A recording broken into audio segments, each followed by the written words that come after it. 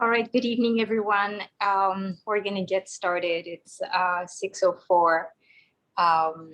We are here tonight in a meeting meant to provide some information as it relates to the possible consequences of the GPP proposal for the Empire Station Complex as it would pertain to blocks 754, block 780, and blocks 806, which geographically are more well known as the blocks bounded by 9th Avenue and 6th Avenue to the west and the east, and by 30th Street and 31st Street. The blocks that are bound by 8 and 9 is actually a partial block that is concerned by this proposal. And the same holds true for the block that is bound by 6th and 7th Avenues. This meeting tonight is co-sponsored by Community Board 4 and by Community Board 5. My name is Leila Logiziko. I'm a member of Community Board 5. I'm the chair of the Zoning, Housing, and Land Use Committee of CB5. And I will be moderating tonight's meeting. We are joined tonight by our elected officials or their representatives. I want to acknowledge them. Here tonight with us, Brad Holman, our state senator, is with us. I believe that our borough president, Gail Brewer, is also in attendance. Actually, not quite. We understand that she will be present with us. Representatives of the offices of the Congressman Nadler, Congresswoman Maloney, Speaker's office, Corey Johnson, State Senator Jackson, State Assembly Member Dick Gottfried, also have representatives here tonight. I want to thank them for their participation in the previous meetings that we have had regarding this particular project. And as I said tonight, we are going to really discuss the impact of this project on those blocks and the impact that it could have on residents. Of course, we are very grateful that ESD is present here tonight to provide some general information about the proposal and more specifically about the impact that this proposal could have on those blocks and those properties that I have mentioned. A few words about how the meeting is going to run. Members of ESD who are in attendance tonight are going to give a presentation, sort of like general overview of the project, and then more specifically, the impact on possible condemnation for those properties that are, under the scope of this proposal. Then we will open up to questions from participants, members of the public who are residents, property owners, or business owners who could be affected by this proposal. For the sake of managing the time tonight, I would urge you to limit the length of your question, not limit the number of your questions. We want all the questions to be addressed and answered, but try to avoid having long questions. And by all means, if your question was already asked by somebody else, feel free to just raise your hand and acknowledge that you had this question. It's been addressed. The same thing would hold for comments. If you wish to make comments, I would encourage you to do so, but to keep them really concise. And if a comment that you have made, that you want to make, has been made by somebody else, you can raise your hand and just say that you concur with a prior comment. Once again, it's just for the sake of keeping the meeting moving and making sure that all the questions and comments have a chance to be voiced tonight. This meeting is for information purposes only. No action is going to be taken during this meeting. And I want everybody to be aware that, this is a public meeting among many other public meetings that are going to come up. As you are probably aware, a town hall will be hosted by CB4 and co-sponsored by CB5 and our elected officials on Thursday, July the 15th. So it's in 2 days. This meeting will be tackling the more broad issues that are raised by this proposal. So if you have questions and concerns about density and infrastructure and all those good, robust, pieces of the conversation, the time to address those is on Thursday. Tonight, we are strictly going to discuss condemnation, eminent domain, as it pertains to this particular proposal. So with all of that being said, once again, thank you to our elected officials for sponsoring this event. And I will turn it to ESD to give an introduction and then share your screen and run through the proposal. Okay, thank you, Layla. Good evening, everyone. My name is Holly Light. I'm the Executive Vice President of Real Estate at ESD. I'm joined by a bunch of my ESD colleagues who are working on the Empire Station project. I may not hit everybody, but I will give it a try based on who I see. Marion Phillips and Angel Santana from our Community Relations Group. Phil McGuire, who is our Vice President of Design and Construction. Terrence Cho, who's the Finance Director for the project. Gabriella Green, who has been facilitating meetings with the Community Advisory Working Group for us graciously. She's actually an HCR, Homes and Community Renewal person who came over to help us with this project. And then I don't see anyone else, but I see Peter Matusewicz, who is a colleague from the MTA and is leading a separate but related project, the reconstruction of Penn Station. And we'll talk a little bit, I'll talk a little bit about the distinction in the projects to help hopefully clarify some information on that. So with that, Angel, if you want to put up the slides. Oh, I'm sorry, I missed my co-presenter. Tony Simanczyk will also, from ESD, is an attorney who will be presenting with me tonight, and he is going to talk mostly about sort of generally how relocation, acquisition and relocation occurs. He used to work for many years at the MTA and is now at ESD, so he's an expert on this topic. So I'm going to give a quick overview of our project and explain a little bit of the distinction between what we're doing and what the MTA and Amtrak and NJ Transit are doing. And then Tony will provide some background information, not specifically necessarily to this project, but kind of how this process works generally.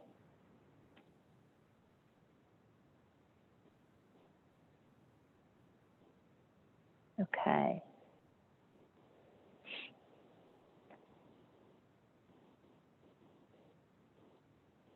Can everyone see that? Yep. Yes. Okay, first slide. So as you all probably know, discussion about improving and expanding Penn Station has been around for a while. The project we're now working on was launched by Governor Cuomo in January of last year, of 2020.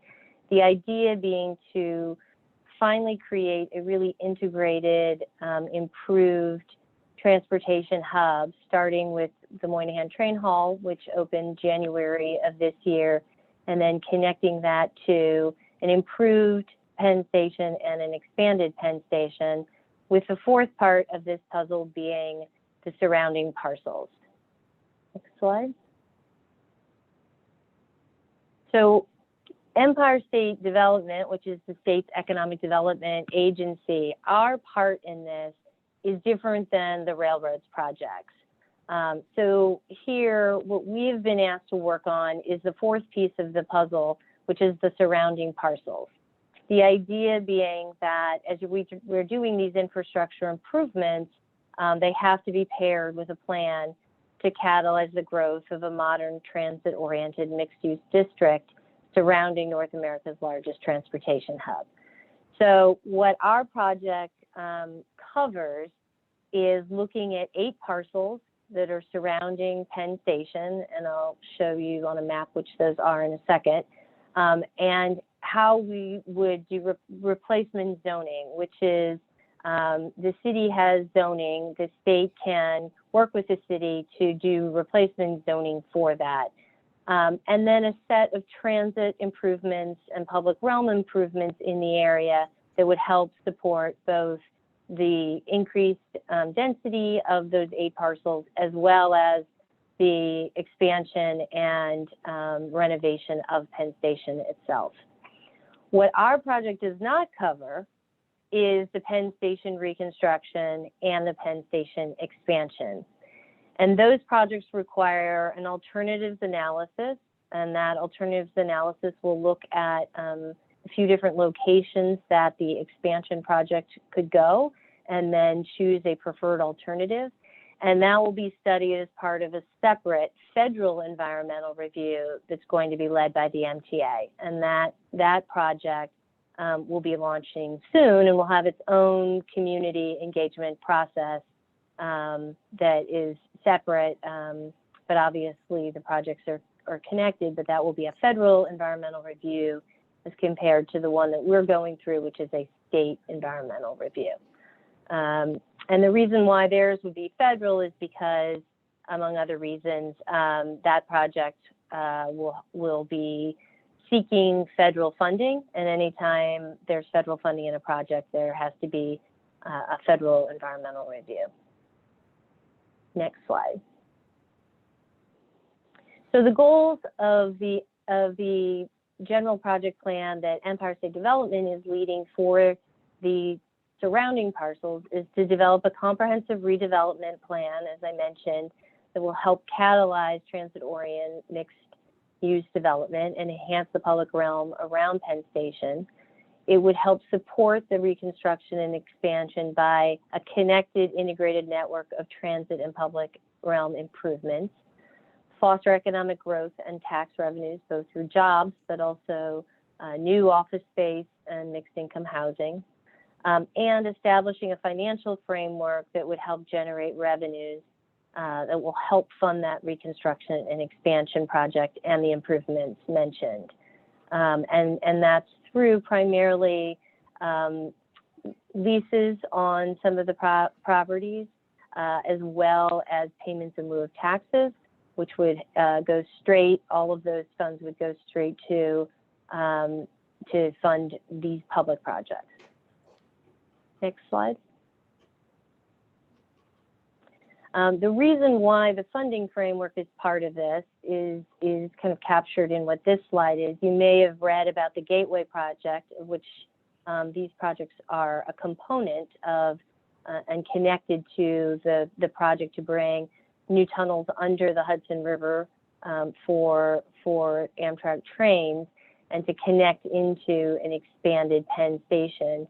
An agreement was made as part of that Gateway project, which is anticipated would also apply to the Penn Station project, where the feds would contribute 50% of the cost, and New York would contribute 25%, and New Jersey 25%. The exact numbers of how much those combined projects are going to cost are still being refined, but it's estimated right now around $30 to $40 billion. So that would mean New York is looking at, somewhere in the 7-8 range, depending where that lands. So clearly, that's quite a big contribution that New York's expected to make, which is part of why this project, through some of the real estate and development, would be able to help fund New York's share. Next slide. So this is the project area. As Layla mentioned, sites 1, 2, and 3 are the sites that potentially could be where the Penn expansion takes place. If you'll go to the next slide, I'll just differentiate. Those those 3 sites from sites 4 through 8. Sites 1, 2, and 3, which are the ones that I presume all of the attendees tonight are tenants or residents or owners of, will only go forward if those 3 blocks are selected through this other federal process that I mentioned that MTA is leading as the preferred alternative for the Penn Station expansion. So just to be clear, what we're doing is creating a framework for redevelopment of these 8 sites. But if in this subsequent process that the MTA and the railroads are participating in to look at the best location for the expansion of Penn, if for whatever reason these were not selected, then those sites would not get acquired or redeveloped. This part of our project is completely contingent on where the Penn Station expansion occurs. So nothing that we would approve through ours on the redevelopment would occur unless the Penn expansion goes forward on those 3 sites. The other sites would be standalone and would be able to go forward upon the approval. Those aren't dependent on any acquisition or relocation. Next slide. So this is kind of the overview of the guiding principles that we used in looking at the 8 sites in the project area. One overarching goal is to improve the district's connectivity to surrounding neighborhoods, the city and the region, improving transit, improving the public realm area, and creating world-class high-density transit-oriented development. And I'll just quickly run through a point on each of these before turning it over to Tony. Next slide. To improve the district's connectivity, we're looking beyond just the project area because we heard a lot from the community that it is particularly difficult east to west to connect over. And so we're looking at ways to connect from the Penn Station area all the way over to Herald and Greeley Square and the subways over there through a series of pedestrian, above and below grade pedestrian improvements. And then we're also looking at the connections through Moynihan over, you may have heard about the Highline Connector project that we're working on. This is a separate project, but it was partially motivated by this project and some of the community feedback we heard about the difficulty of connecting over to the west side. This connector will connect through a public space that is going to open in the Manhattan West development, and it's that little light green L or reverse L that you see will connect from that public space over to the end of the High Line and enable people to be able to safely and seamlessly connect from the Penn Station and Moynihan train hall over all the way ultimately to Javits, and then a new connector, which is the other light green connection all the way over to Hudson River Park and the new Pier 76. Next slide. And connecting to the city and the region, as I'm sure you know, Penn Station is already over capacity for how many people it gets every day versus what it was built to serve. In 2019, it has daily commuters of 600,000. It's anticipated by 2038 that number is going to grow to 890,000. And even with COVID, the projections have been reworked, and there is no change in those projections, no significant change in the timing of that growth. And then, as you all know, this is really the most transit accessible place, not just in the city, but really in the whole region, between the various commuter trains, the Amtrak service, and the subway lines. And so it's already well connected to the region, but we want to ensure that it's also connected in the city and among neighborhoods. Next slide. Improving the access to transit, you'll hear much more about the railroad projects as those roll out, but we are also looking at improving the commuter experience by creating better connections among the subways. And what you're seeing here in blue, light blue, are the various areas that we're looking at. We'll be doing sidewalk, subway platform widenings, stair widenings, new entrances into the subway stations that are in buildings, so that helps clear off the sidewalks, so that you have less congestion on the sidewalks from subway entrances. And then also an underground pedestrian network that will help get people off the sidewalks. So if they're just coming from Penn Station and trying to get to the subway stations, they're not cluttering the streets. They can just go through this new network that you're seeing here that will connect from Penn. It will go north and it will go east all the way over to the Herald Square subways. And so we'll be doing improvements in the 3 subway stations, the Herald Square, the 7th Avenue and 8th Avenue subway stations, and then also creating better pedestrian networks below grade and above grade. Next slide. Improving the quality of the public realm above grade. This entails a lot of sidewalk widenings to improve pedestrian movements. We've been looking at a number of shared streets, which is something that DOT has increasingly wanted to do. It limits traffic and really tries to create more of a pedestrian experience on streets. We're looking at those for a number of the areas here. 33rd Street already is creating a pedestrian plaza that will be closed to traffic, but through a lot of the feedback we've gotten from elected officials and community stakeholders, we're looking at doing some pretty significant improvements as a shared street that would be mostly closed on 31st Street as well. And then a whole series of sidewalk widenings, new and improved bike lanes throughout. And then on the 780 block, we would do a park in between the buildings there to sort of break up that super block and create more open space. Next slide. And then the last component is really the development and creating more density, but also connecting the development much more into the transit system.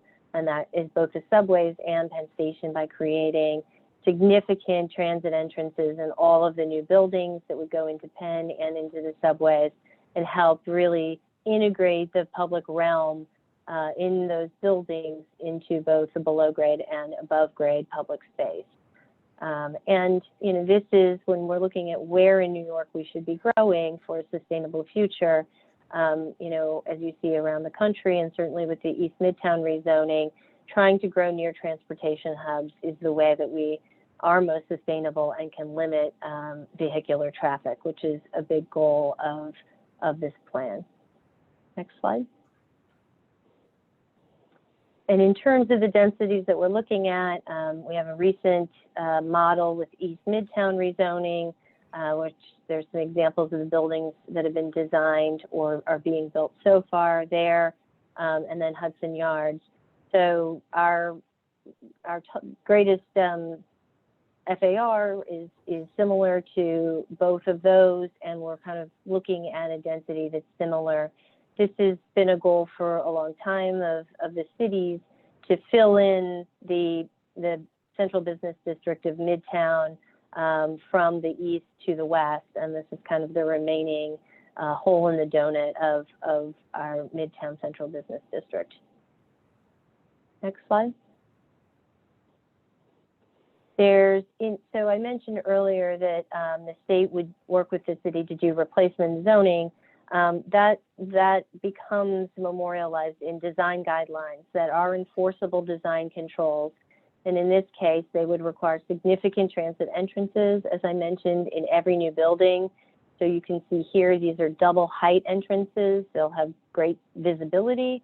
So they aren't just sort of little, holes in the ground that are hard to find, but really significant entrances into the transit system. Next slide. And then also design controls to ensure that the ground floors and the spaces at the ground have active uses and public-oriented uses. So you can see both the transit entrances, but also retail and community facility space, so that you aren't just kind of overwhelmed by huge commercial lobbies that don't have a public function. Next slide. And the process, just to quickly describe the process that we would be doing these components of the project. ESD does these through general project plans, which really are kind of the replacement zoning. They define the project's program, the uses that are allowed, the density and massing, and general financial terms if there are any. And then, as I mentioned, the design guidelines are what codify those controls in place of local zoning. We work with community advisory committees. We've had a community advisory committee for this project since early 2020, and we've recently expanded that group to have additional community stakeholders that we work with closely, as well as with all the elected officials are part of that, to sort of advise us through this process. And they've helped support this meeting and the meeting that will be on Thursday, so that they can make recommendations to us on the plan. And then we're doing a full EIS. We have an environmental impact statement. A draft is out now, and we can give you the links to our website where you could see the draft general project plan and the draft environmental impact statement. This will look at all the impacts of the project and mitigation that can be taken to help offset negative impacts. And this is all being done through the state's Environmental Quality Review Act, which, as I mentioned, this project is state, the railroad projects will be federal. And there are multiple opportunities for public input. We've already had a couple hearings. We'll have another hearing in the fall on the project. Next slide. And this is our timeline of where we are. We originally scoped and had a public scoping meeting in this about a year ago now, in July of 2020. We had a couple hundred, almost 200 people attend that, and a lot of speakers who helped shape the scope of the work. Then we issued a final scope of work in December of 2020.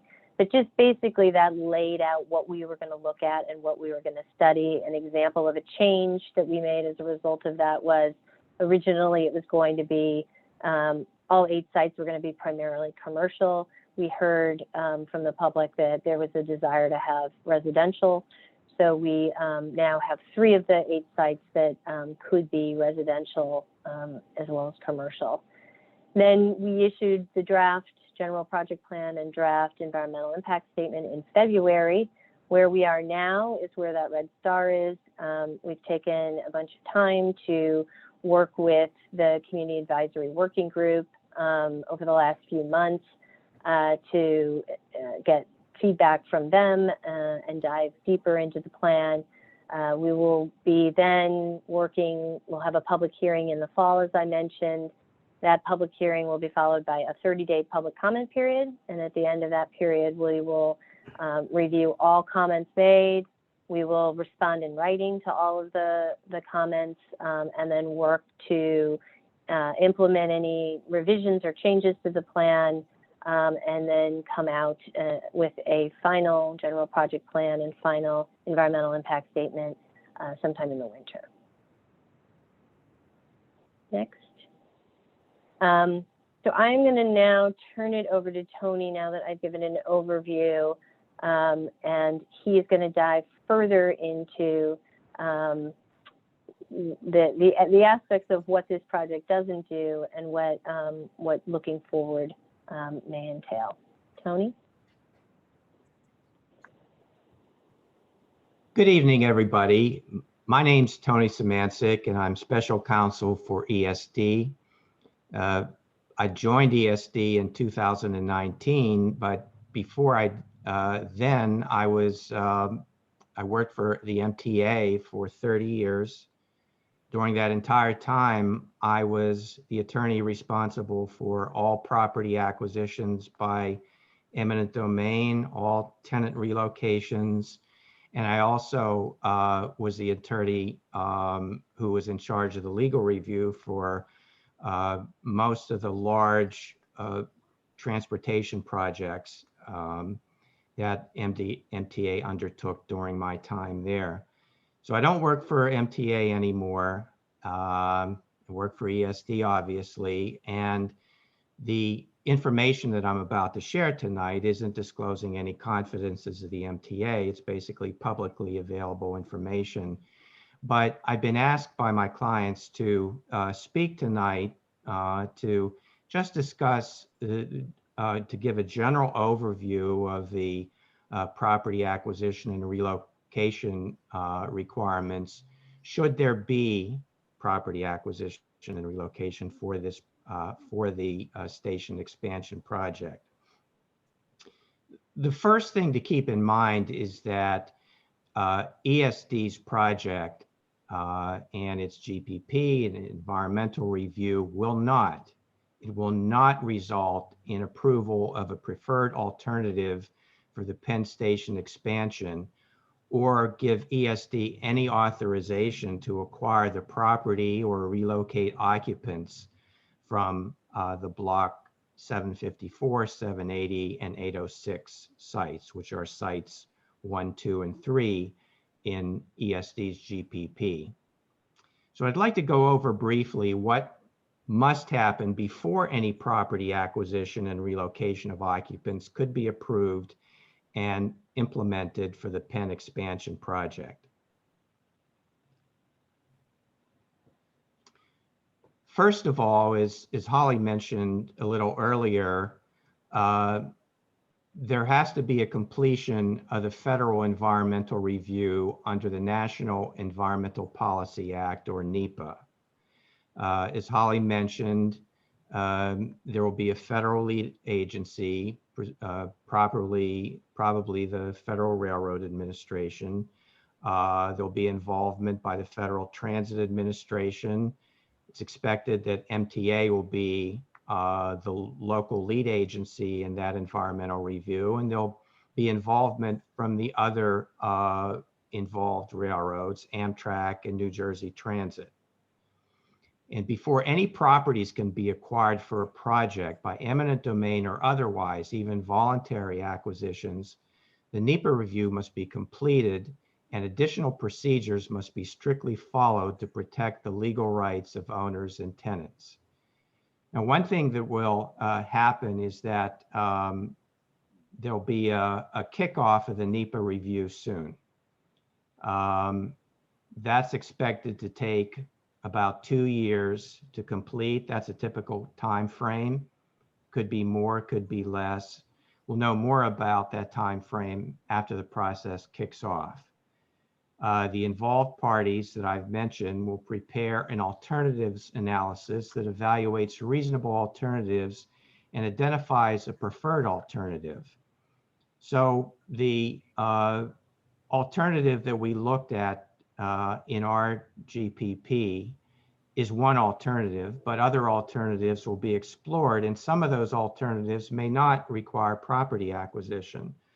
So keep that in mind. It's not a done deal yet. It's not a fait accompli that there will be property acquisition, but if there is property acquisition and there is relocation, I'd like to walk you all through the steps of what that would look like. Let's go to the next slide, please. The first thing that has to happen is that the federal agency, be it FRA or FTA, must approve a property acquisition management plan and a tenant relocation plan. So there'll be a lot of involvement by the federal agencies in assuring that the grant recipients do a full survey of what the property acquisition requirements will be. They'll also do a survey of tenants. They'll give a snapshot of the types of tenants we're looking at, the types of apartments that are being rented, the types of condos perhaps that are involved in the project site. And that will be incorporated into the property acquisition and management plan, the tenant relocation plan. And MTA, Amtrak, whoever the agency is that will be responsible for the property acquisitions will have this engagement and show that they have a plan to do the property acquisitions, to do the relocations in a manner that satisfies the federal agency and complies with all applicable legal requirements.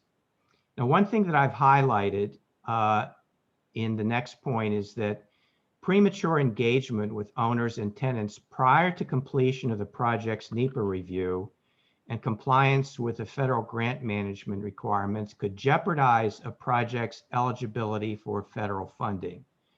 This is very important, and if you know, if anybody has wondered why ESD or MTA or Amtrak hasn't been more engaged in communicating the property acquisition requirements and tenant relocation requirements, it's because we're too early in the process. We're too early in the process. A preferred alternative hasn't even been selected yet. And, you know, until that's done, you know, there shouldn't be any active engagement with owners and tenants because it could prejudice the outcome of the alternatives analysis and the review. So again, you know, I'm here to give everybody a general overview of what the process would look like, because there have been a lot of questions from the community, and we want to, you know, hopefully break down what the requirements are and answer your questions tonight about them. Next slide, please. So first and foremost is that in the assurances that the railroads will give to the federal government is an assurance that there'll be compliance with the Uniform Relocation Assistance and Real Property Acquisitions Policy Act, which I'll refer to as the Uniform Act. This law and the regulations under it have been referred to as a property owner's and tenant's Bill of Rights. It's a Bill of Rights to assure that, number one, just compensation is paid for the property acquisitions, that persons displaced by the federally funded project will receive uniform, fair, and equitable treatment, that no individual or family will be displaced unless decent, safe, and sanitary housing is available within the displaced person's financial means. It's a very important assurance. No one can be displaced. No resident can be displaced unless these requirements are complied with. Next, residents and businesses will receive assistance in finding comparable replacement space and receiving their moving cost.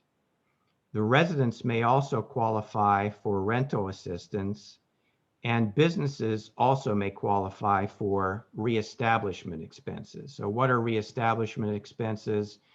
Those are sort of the incidental costs of setting up shop at a new location. You know, examples can be equipping the new space to that's rented to or purchased to accommodate equipment from the displacement site. It could be assistance or compensation for getting licenses that are needed to set up shop at a new location. It's a whole list of things that are outlined in the Uniform Act that are made available to businesses and residents. Next slide, please. So with respect to the property acquisition procedures, eminent domain may be required to acquire some or all of the properties that would be needed if the preferred alternative requires property acquisition. Some of you may not be familiar with the eminent domain process. Basically, eminent domain or condemnation is a process by which properties are required in New York anyway, either through a federal process or state process through a court process. It's a court process by which there are assurances that just compensation is paid to the property owners, and if property owners are not satisfied with the amounts that are being offered, there are opportunities to file claims for additional compensation. Before you even get to the eminent domain process, though, there's an obligation on the part of the agency that's doing the property acquisitions to engage in good faith negotiations with the property owners and the tenants. So that requires, among other things, the condemning authority to make a good faith offer based on its highest approved appraisal. And that appraisal may need also approval from the federal agencies to assure that it's complied with the Uniform Act requirements. The property owner would have an opportunity to accept that offer, either as payment in full or to accept it as an advance payment, to accept the full amount of the appraised value and to file claims for additional compensation. Same thing goes for commercial tenants with respect to trade fixtures. There's a separate offer made, again, based on full appraised value of the trade fixtures to the commercial tenants and business owners for their trade fixtures. Again, there's a requirement that there be good faith negotiations over those offers. And if the tenants are not satisfied with the offers, they can accept the offers, payment in full, and file claims for additional compensation. The typical time frame for the title acquisition is usually 1 to 2 years, and that's after the completion of the Nepa review. So again, the property acquisition process doesn't start until the Nepa review is completed.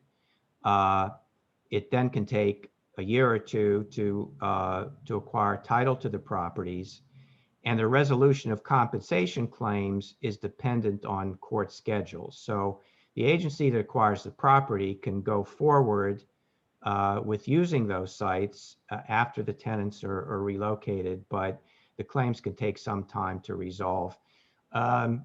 Even though it's a court process, I can tell you most claims are settled. They're resolved either directly with the agency or through conferences with the court.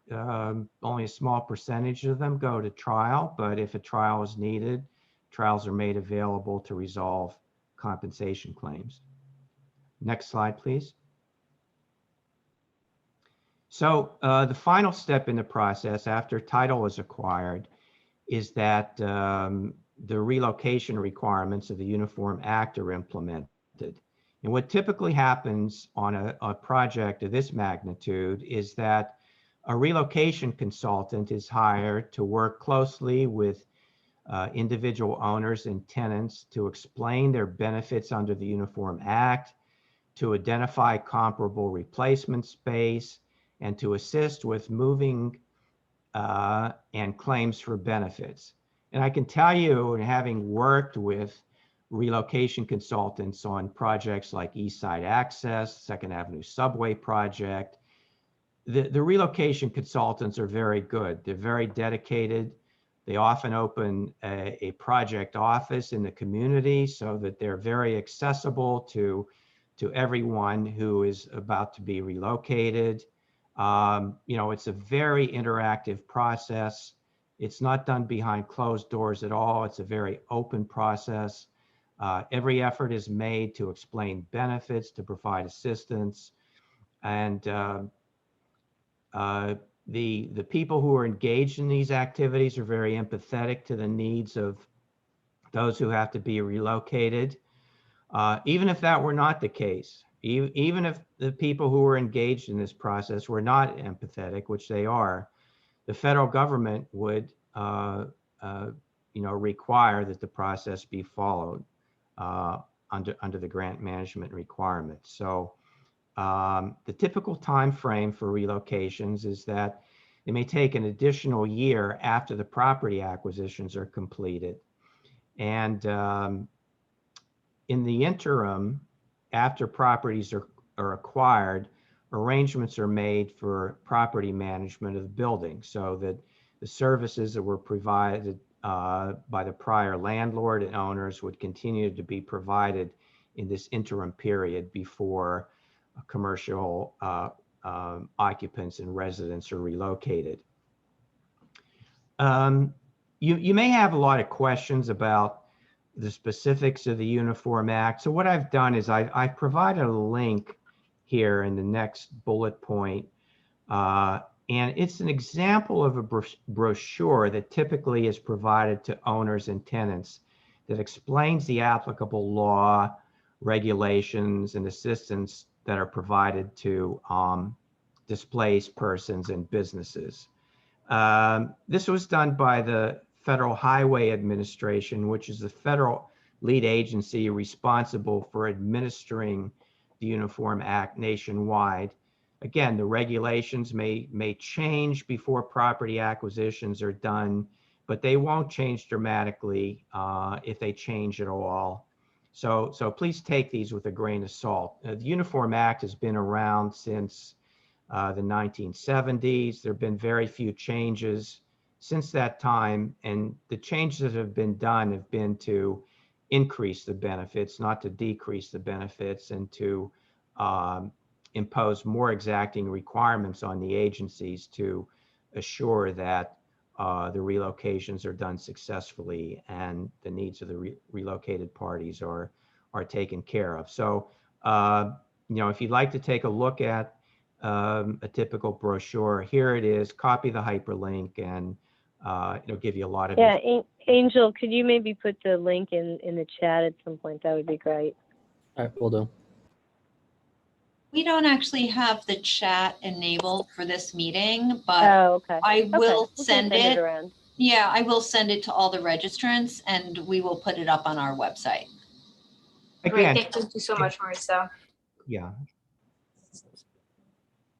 So if MTA does the acquisitions, if Amtrak does them, they'll have their own brochure, but it'll look something like, based on my experience, it'll look something like the brochure that's in this link.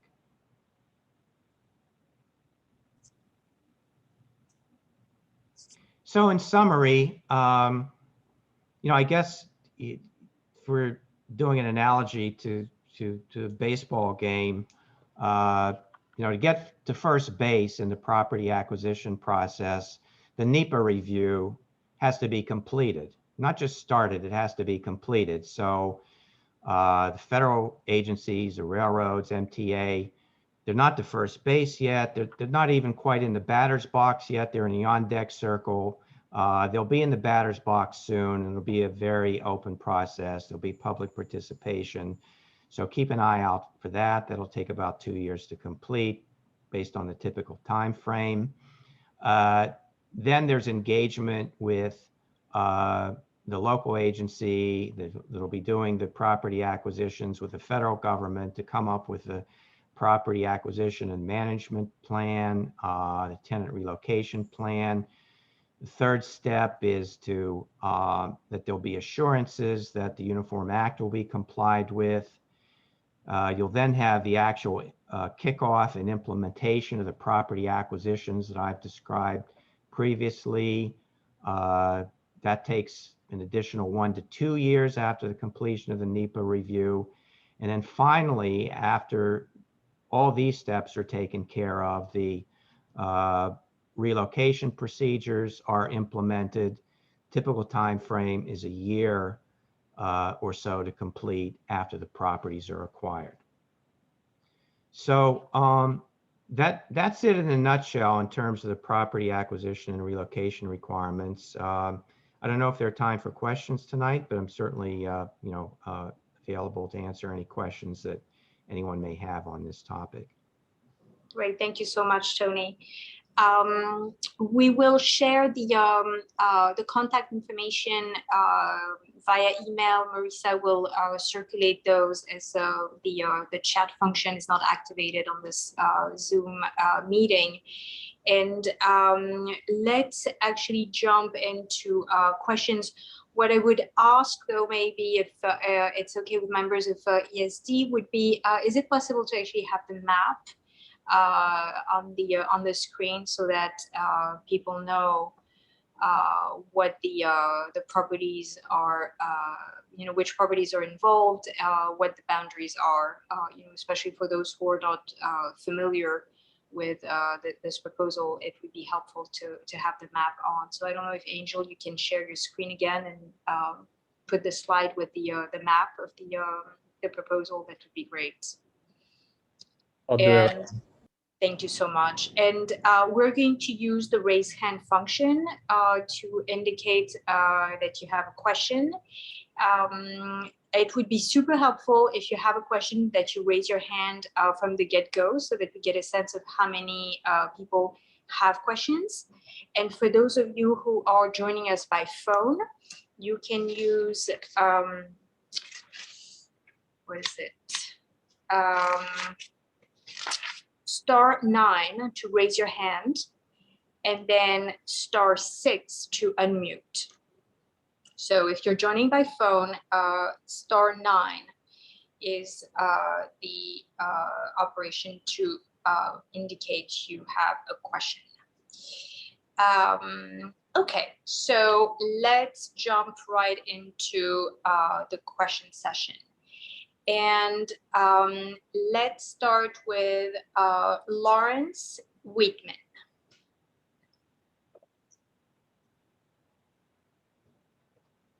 And you are going to be unmuted, Okay, and you're thank you. permitted to speak, and we can hear you. I have a question for Tony, since he was involved with the Second Avenue subway. It's well known that that created quite a number of senior citizens who essentially became homeless. As I recall, the Unified Plan allowed for what I guess in the 1970s was a very liberal, I think it was $5,600, not for the move, but for any additional rent, with the sample being if your new rent is $600 a month and your old rent was $500 a month, then you would have 56 months where that would be covered. Obviously, that number is very, very different these days. How do we explain this to people like us who have lived here for many decades, and most of whom that I know on the blocks have been volunteers for the community, for the city, for all kinds of purposes, and essentially have been the reason New York was a place to come back to. In other words, we moved in the 70s or early 80s, and New York at the time and these blocks were not places you would want to go to. We changed that. So your question is how does the valuation is established? Is that your question? I guess that's my question, and relating to the Second Avenue subway, since Tony had mentioned that he was involved with that. What happened? Well, let's stick to what's in front of us. We have lots of people who have questions. We're going to try to remain focused. As I said, there will be more opportunities to discuss this matter. So Tony, maybe if you can address the specific question as it relates to this particular proposal. Great.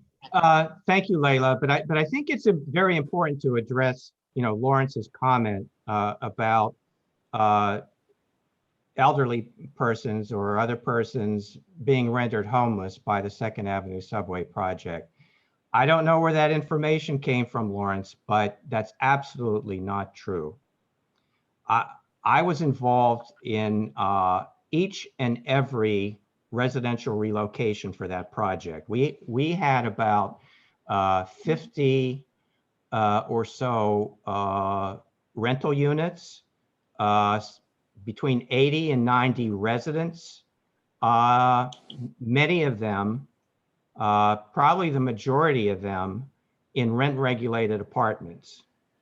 And under the Uniform Act, again, as I mentioned on my slide, there's a requirement to relocate all residents in decent, safe, and sanitary housing that's within the financial means of the displaced person. So you are correct in noting that under the basic program, under the Uniform Act, there are limits on rental assistance. But there's also a program called Housing of Last Resort, or Last Resort Housing.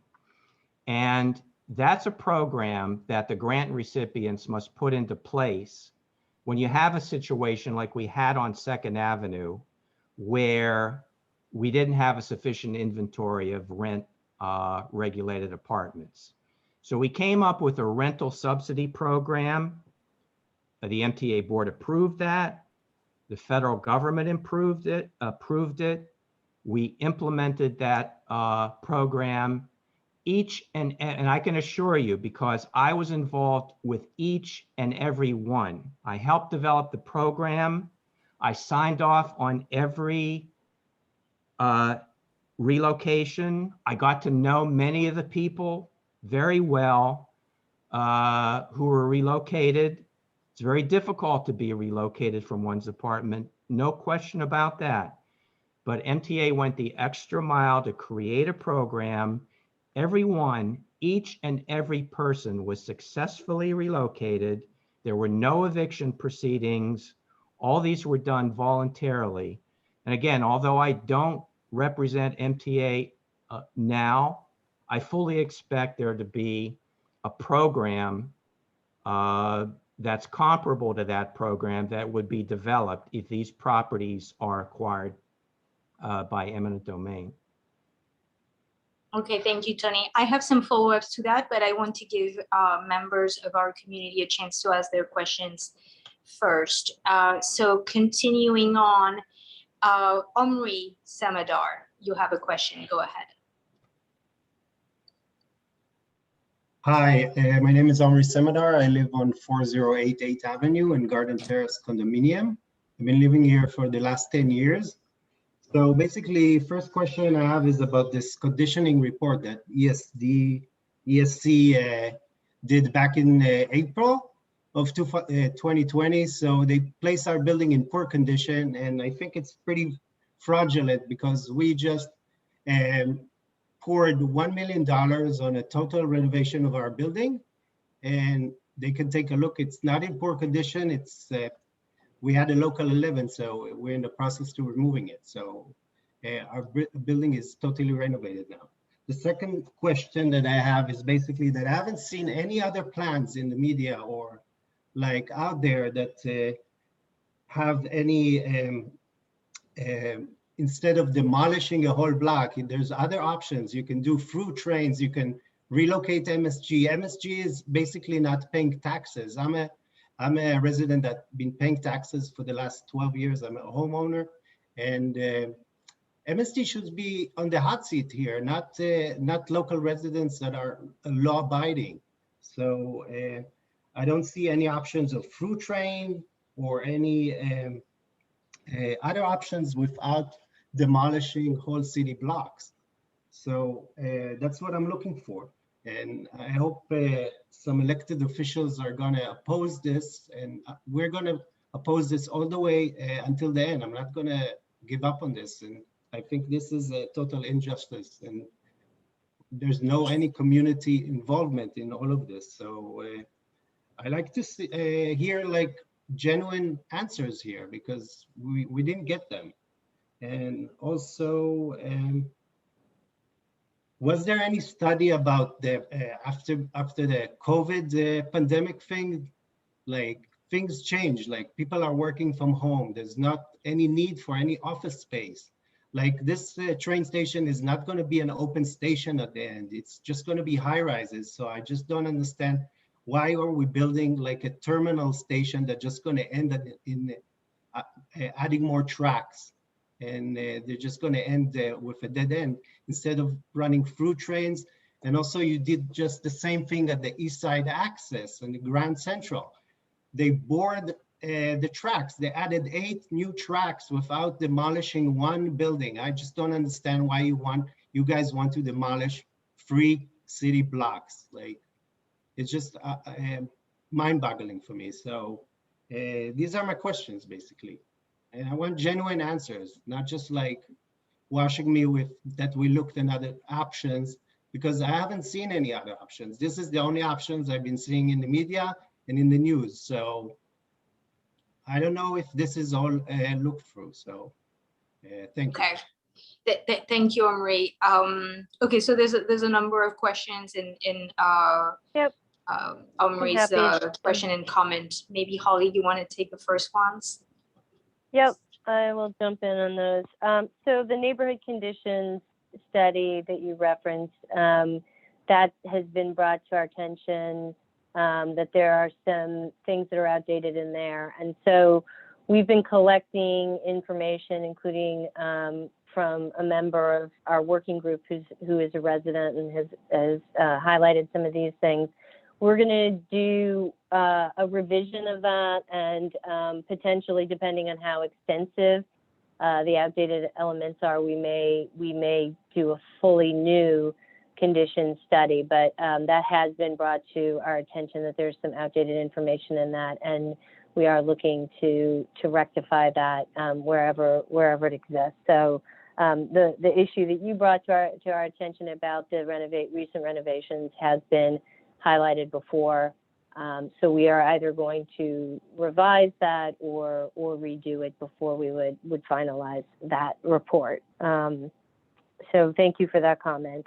As for the other options, so what I referenced at the beginning and is here as well is that our project is separate from the expansion and the reconstruction projects.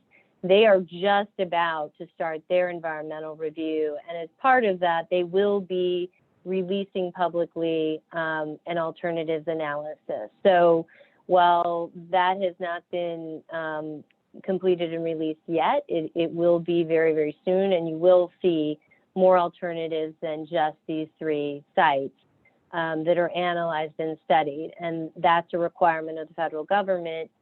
Before the MTA will be able to start its environmental review, it will have to show that it's studied multiple alternatives and have a good solid rationale for choosing whatever that preferred alternative will be.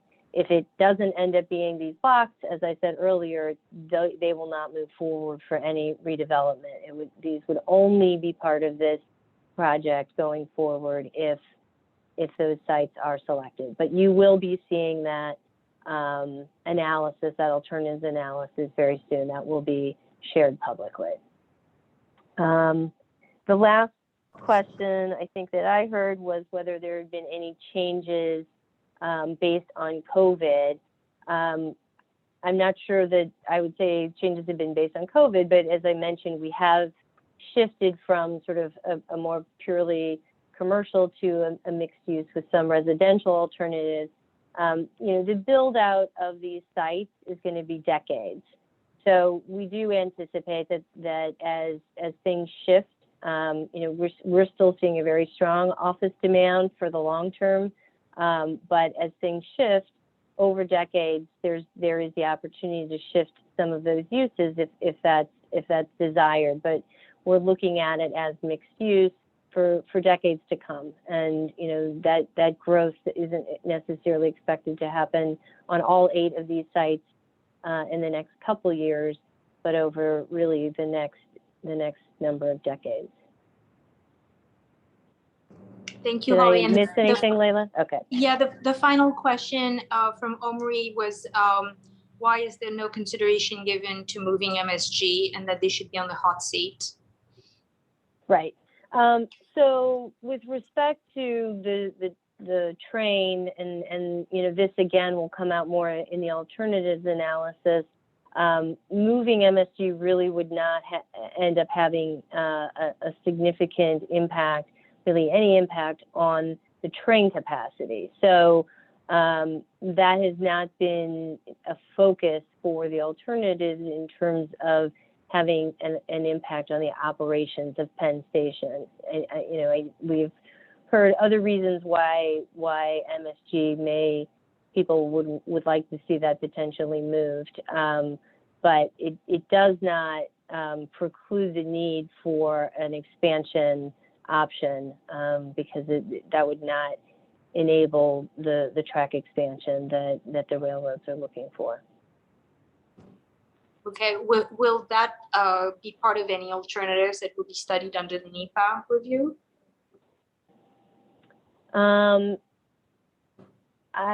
Peter, I know it's not moving MSG per se, but I don't know if Peter is able to comment on the alternatives analysis until the federal government gives them the ability to release it. Peter, is there anything to add? Yeah, thank you. There will actually be potentially 2 NEPA studies, a full environmental impact statement for the expansion, and a lesser study called an environmental assessment for the reconstruction of Penn Station. Whether or not Madison Square Garden moves has no impact on expanding the train capacity of the station. So the moving Madison Square Garden will not be considered in the environmental impact statement for the expansion. It's irrelevant. And in the environmental assessment that will be done for the redevelopment of the station, we have no plans to include moving Madison Square Garden either, in that we have what we consider to be good alternatives for accomplishing the purpose and goals of that project without moving Madison Square Garden. So there's no need to include removing Madison Square Garden as an alternative. We're motivated very heavily by timing and funding, and the time it would take to do the deals necessary and make the arrangements necessary to move Madison Square Garden would take us way outside of the current funding window. And the current funding window, likely to be completed by this fall, is likely to be the most generous funding window any of us are going to see in our lifetimes. So we're not considering anything that would kick us out of that funding window, lose the opportunity to be funded by the federal government in this very exceptional funding window. Okay, thank you. Moving on, let's go to Evan Cooper. Evan, you are going to be unmuted, and you're unmuted. Go ahead, Evan. Good evening, everyone. Thanks for calling on me, Layla. I represent the owners of 2 properties in what you're calling Site 6. We have the 2 corner properties on the northeast corner, so we're pivotal in the Site 6 development. Now, contrary to what we've been hearing, Vernado's been making statements that they've owned all lots within that Site 6 block, and they don't. So given that of our 2 properties and 3 of our neighboring properties are not Vernado owned, and it's been stated tonight that sites 1, 2, and 3, if an alternative is not found, will be taken by eminent domain. So is it our understanding that Site 6 properties will not be subject to eminent domain because it falls out of the lots needed for Penn Station expansion? Yeah, there's no plan to acquire any of Site 6. So if those properties are owned by separate owners, how are they going to be acquired? They would have to be privately acquired. I mean, again, to the point I made earlier, this is really setting a framework for, a long a long-term build out. And there's nothing in this process today that would approve any kind of acquisition on that site. Okay, that's, So is eminent domain off the table for site 6 and site 8? We are not taking any actions to be able to acquire by eminent domain or otherwise any of the sites, including sites 1 through 3. But those sites 4 through 8 will not be part of the MTA's process. So there's no action now. You know, it's more akin, I think, Layla, to thinking about a rezoning where you're setting a framework for ultimate development, but we are not looking to acquire any of those sites. Okay. Does that answer your question, Evan? yeah, I think it's pretty clear that eminent domain is off the table from the MTA standpoint. Now, is the state going to consider taking it? Because everything in that report, and I think one of your other questioners, Omri, was stating that the report seems to be leaning towards making the area look like a slum. Thus, it should be taken for the public good and given to Renato to redevelop. So are there assurances that the state won't be implementing eminent domain on us? Again, we have no plans or intentions to do it, and we will not be getting approval to do it. So there is no agreement that we would be doing any of that on behalf of the only consideration is, as we said, for the future for MTA and the railroad's consideration is for the Penn expansion.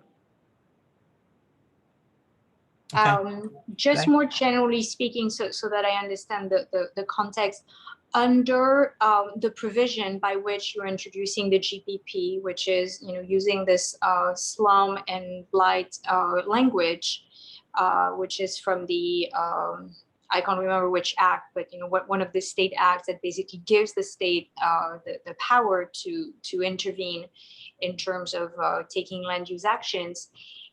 Can eminent domain be used to acquire properties under that particular provision?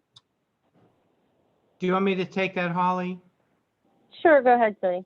Yes. So, Larry, you're correct in terms of the basis for these these studies of conditions. We call them a conditions report or neighborhood conditions report.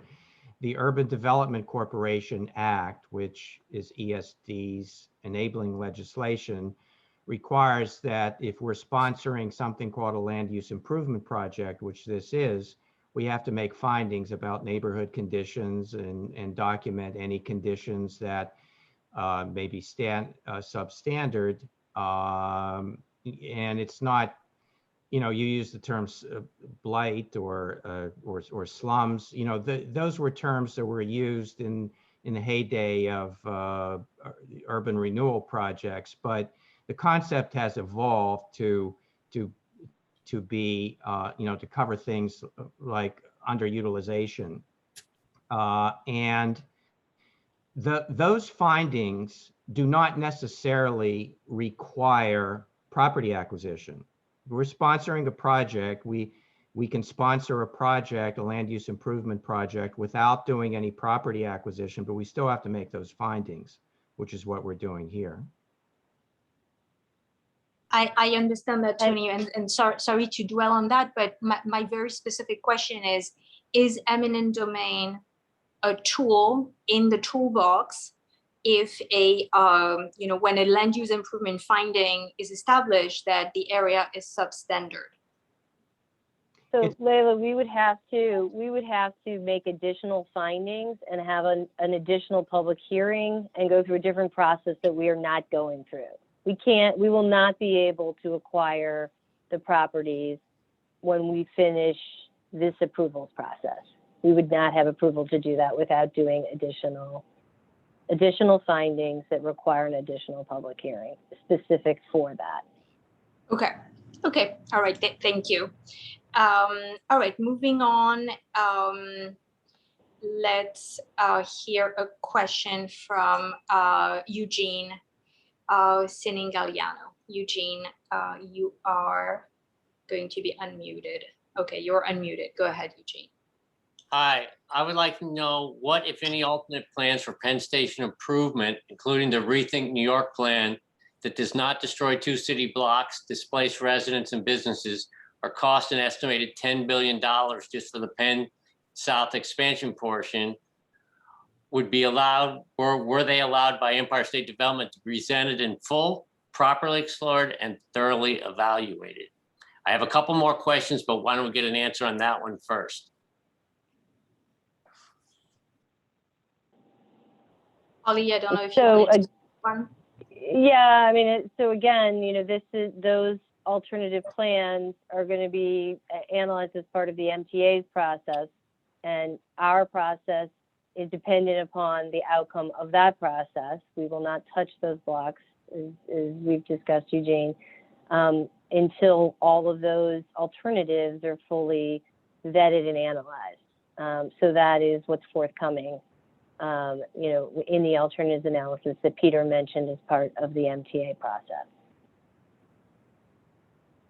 Well, I was more speaking about alternative plans, not the required NEPA alternatives, but any alternative plans that would not require Penn South. Were anything presented?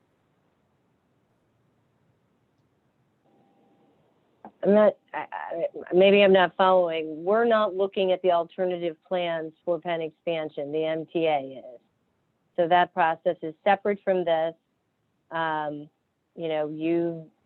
We all know what different ideas are out there, but the alternatives analysis that will look at those alternative plans is being done by the MTA, not by ESD as part of this specific process. So basically, Eugene, that means that these alternatives are going to be presented, evaluated, assessed through the NEPA review, which is about to start. So as you know, the project is very segmented, and it's basically ESD is leading a land use action, basically what's happening above ground with a little bit of transit upgrades that with the connectors. MTA is overseeing the Penn Station reconstruction, and that has a little bit of federal funding, and it is going to have a NEPA light type of review.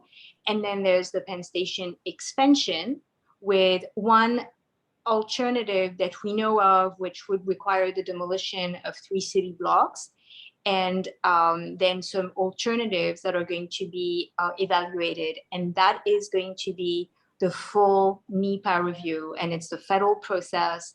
MTA is going to be the local lead agency, but it is important also to note that the federal agencies, as well as New Jersey Transit, will be stakeholders in this process.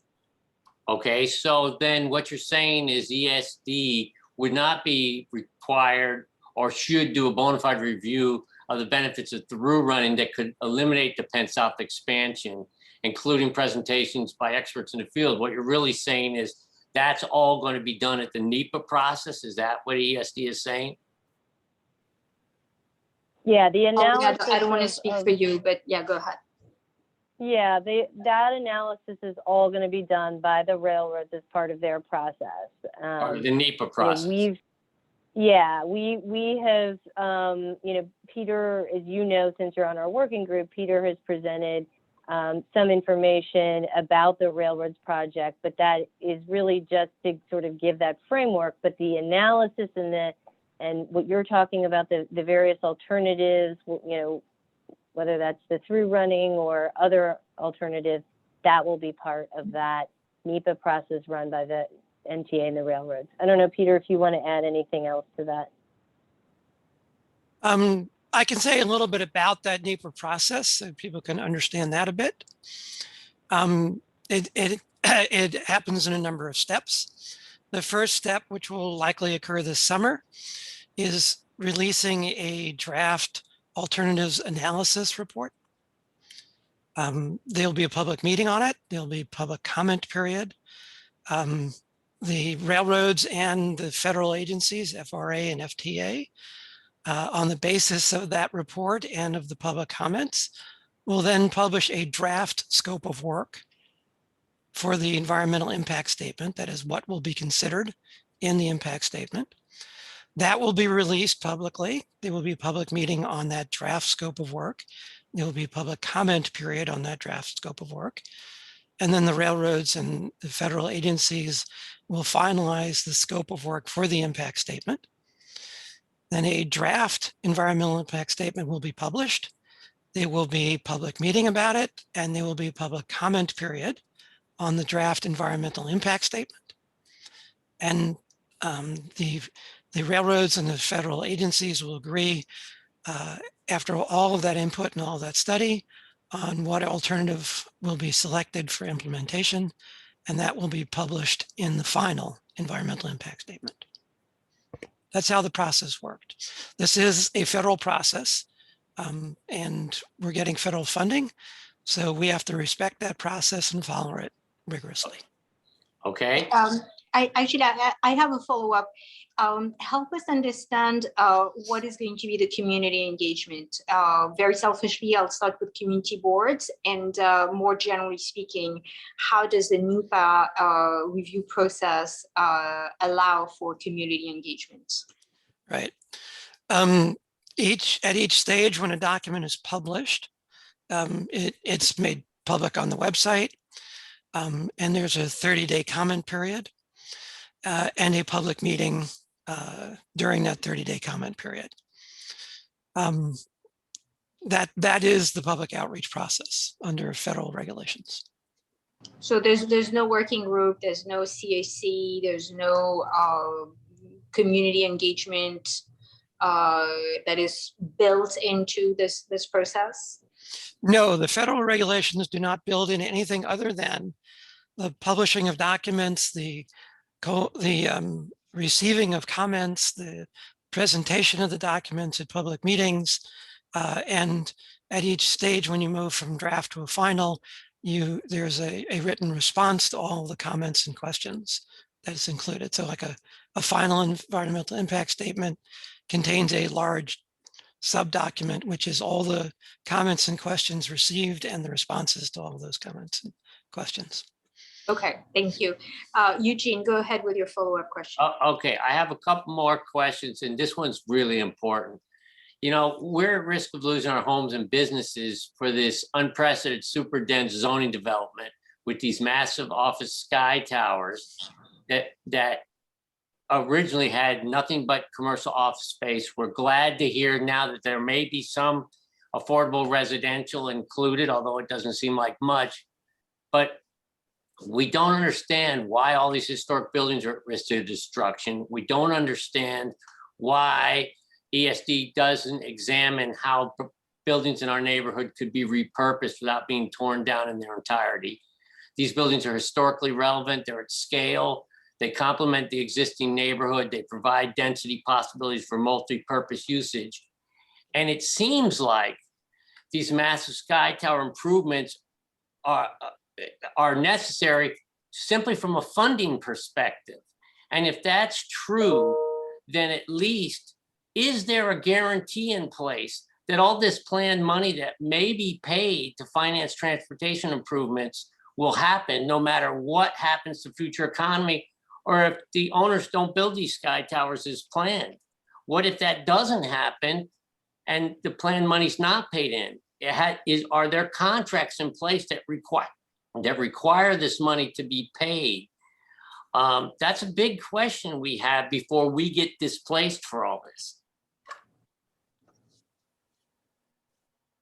So I think there's a couple questions in there that I'll jump into. I mean, with respect to the historic buildings on sites 1 through 3, I think the complicating factor there, and again, you know, sorry to beat the dead horse on this, but it will get studied much more in the alternatives in the NEPA. But it's the issue of how deep the foundations are versus where the train tunnel has to come in to integrate with the existing Penn. So I think for sites 1 through 3, that's really an engineering issue with respect to how relatively shallow the tracks that existing Penn are, and Peter can talk to this better than I, but that the number one goal of integrating existing Penn with an expansion in order to improve operations and flexibility means that those tracks have to at least at one level meet each other, and that is what leads to the issues of how shallow those tracks have to be versus where the foundations of the buildings are. And so that's the analysis, that impacts the historic structures on sites 1 through 3. The question about the funding, I think that's a fair question to ask. What we would be doing in looking at the funding stream is timing financings, most likely. And again, this is still similar to how Tony talked about acquisition and relocation. These are a little early as we're kind of formulating these, but we would be doing financing when the risk is low, and so you know that these projects are going to come online. You would do financings on those, and at that point, when you're doing the financing, the state would have to back that financing. So we would have to be pretty sure that any buildings that we were financing or bonding under would be going forward. So that is sort of an analysis we would have to make. It may be that you wouldn't finance on all 8 sites right away. You would have to have some more. The bond market, if there's so much risk, they're not going to trust that that's really going to happen. So that process becomes kind of one of analyzing where we think that the market is and doing those financings potentially not as a single financing, but when the risk is low enough that the state can back that financing, with confidence. So that's sort of a process that would have to be done on an ongoing basis as we look at those sites. Okay, so basically, I think we all understand then that no, there is no guarantee that Vornado or any other owner of these sites will have to pay in the money that you guys plan that they're going to pay in. And if everything goes well, yes, they may. But if it doesn't happen, then this could turn into a real debacle. And yet we're still out of our homes. Okay, so I will move on. One last question about us specifically as residents, and then I have a statement to make. If the current Penn Station expansion proposal is approved and legal New York rent stabilized seniors lose their lifelong homes, will the Empire State Development, Governor Cuomo, and our elected officials at least mandate that their choice of condemning entity will be required to follow the same New York law required of a building owner if our buildings are demolished to build Penn Station South expansion? Basically, any New York building owner who demolishes a building with DHCR approval is only dealing with millions of dollars in costs, yet must comply with New York law, Comp Code R.R. 9/25/24.5. The Penn Station expansion proposal is over $20 billion or more. How can it be that rent stabilized seniors who have lived in their same apartments over 40 years would be treated less humanely and fairly if we are displaced by the government or their chosen entity for Penn Station expansion than the requirements of New York law section 25/24.5 that our elected officials passed to protect us if our building is demolished? And what we're talking about is the Uniform Act is a federal act. It doesn't protect people in New York City at New York City prices. It will not protect us. And we should be protected by this New York law that was passed to protect us if our building is demolished. So Holly, do you want me to take that? So Eugene, I don't know if you were on the call when I was speaking to Lawrence about this very issue. The Uniform Act applies to any federally funded project, whether it's undertaken by a state or local entity or by a federal entity. And the experience with Second Avenue Subway, which I think is a pretty good one, is that again, there's a basic requirement that's even more exacting than the New York law you mentioned. It's a federal law that applies nationwide. It applies in New York. It applies in Alabama. Everywhere you go, it applies. And that's that no person, no resident can be displaced unless they're provided decent, safe, and sanitary housing, comparable replacement housing within their financial needs. And if we're talking about rent regulated apartments, like we had in the case of Second Avenue, with Second Avenue residents that were being displaced, the agency that does a displacement is going to have to come up with a way to find apartments within the financial means of the displaced person. And the way they did it, the way we did it at MTA when I was there, was through last resort housing, in which rental subsidies were paid to pay for the difference basically between the rent paid for rent stabilized apartments and market apartments. And under that program, not a single person was rendered homeless. All 80 or 90 or so residents were successfully relocated to apartments within their financial means that were subsidized through that program. Just to follow up on that, is it in perpetuity or is there a time limit on this subsidy? You know, for that program, there were a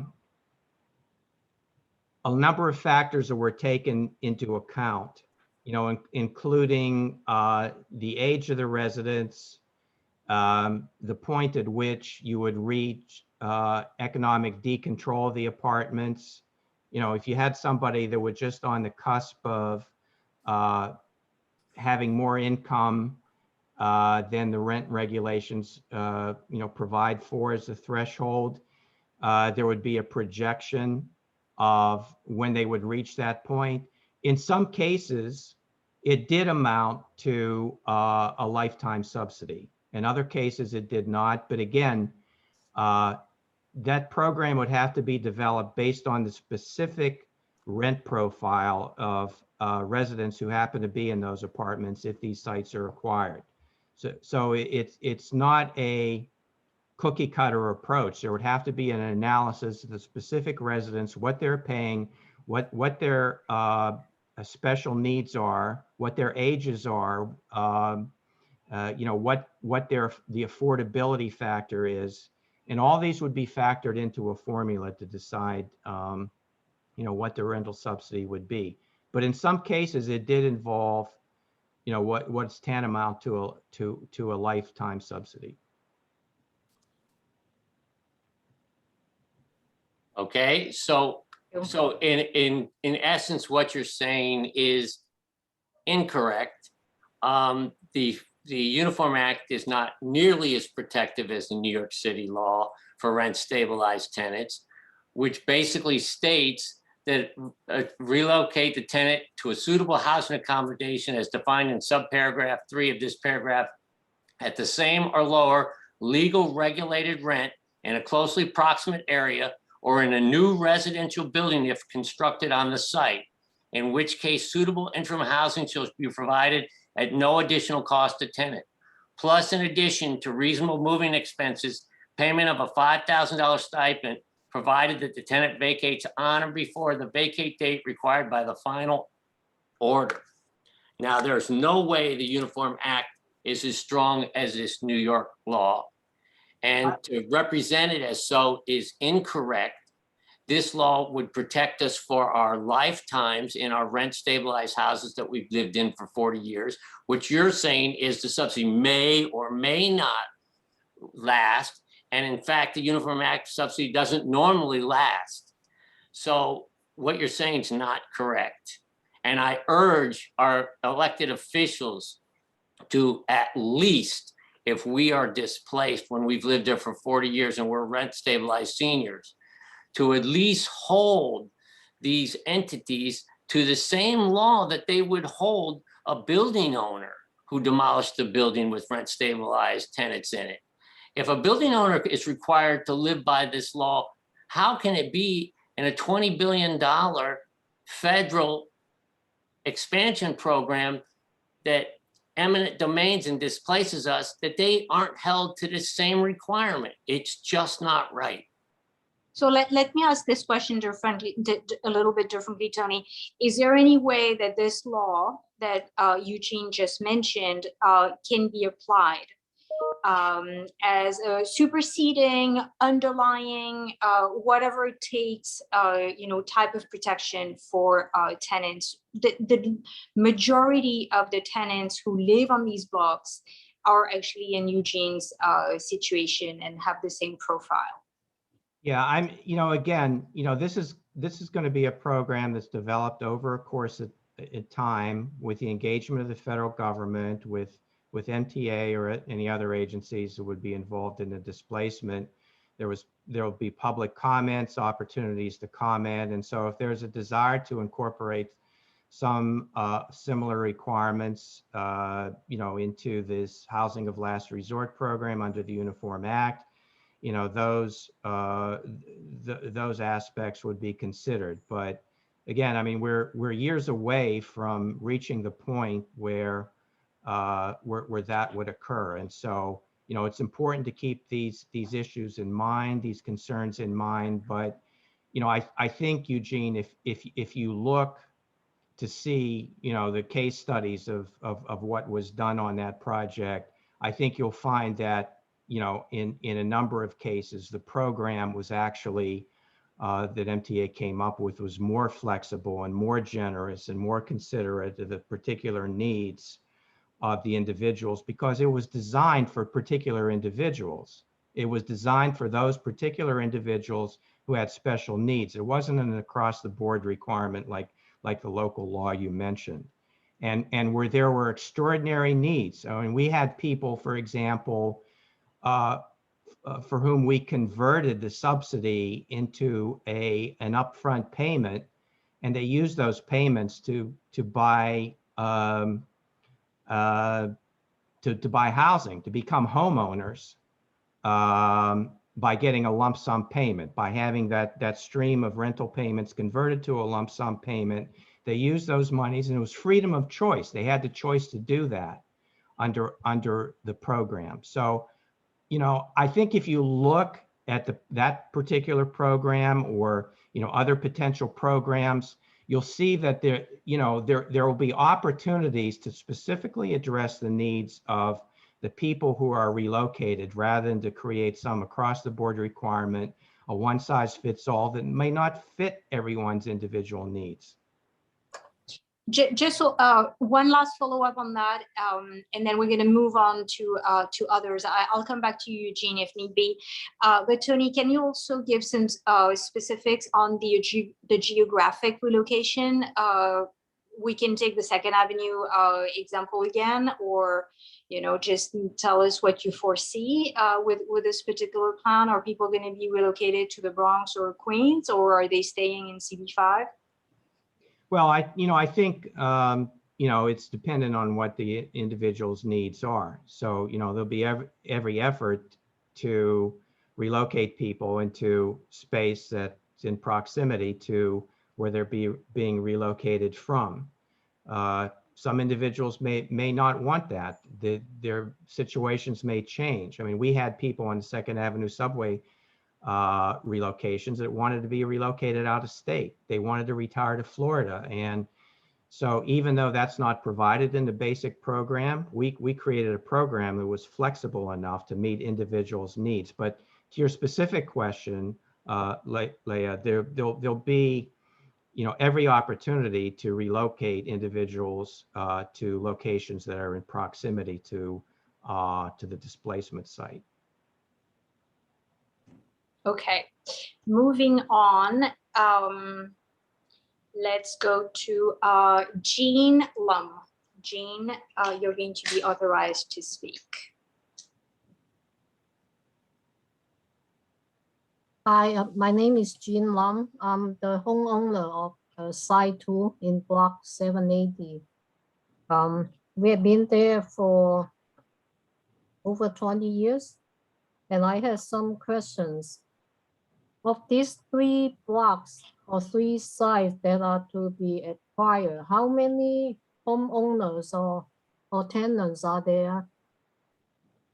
And number 2 is, with these so many properties to be located, I think Tony mentioned it takes about 1 and 2 years for the acquisition. Is it possible for such an aggressive plan? And also, if federal agency approves the MTA's choice for these blocks to be relocated for the expansion, so we'll lose our homes, like I think Eugene mentioned. But if they choose another site, we will still lose our homes. So is this all true? Yeah, these are all my questions. Thank you.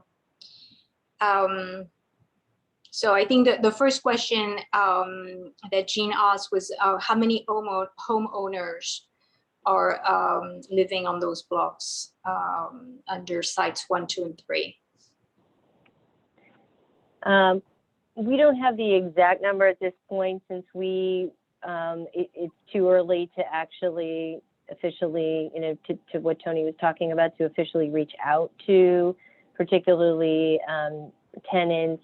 But we do know that the home ownership is the condo building that's on the block 780 on 8th Avenue, which I'm presuming is probably where you live if you're a homeowner. And then there are a number of rental tenants throughout some of the other buildings. So we don't have the exact number yet. That will get assessed further along as the relocation plan that Tony mentioned would get done, if again these are the blocks that are chosen. Do you have a scale of magnitude approximately? Is it dozens, hundreds, thousands? No. It's more. It's dozens. Dozens? It's the total number of properties is fewer than 40. There's one fully residential building, which is that condo building, and then there's a smattering of residential tenants in some of the other buildings. But yes, it's dozens, not hundreds. Okay.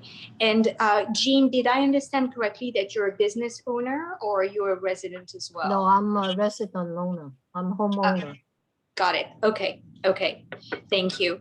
And you had other questions about the alternatives and whether that would still result in the demolition of your building? Right. But let's say if MTA later had another alternatives, then they will not choose this size. So my understanding, the acquisition will still start, right, regardless of the approval or not. So that means we'll lose our homes anyway. Is that the plan?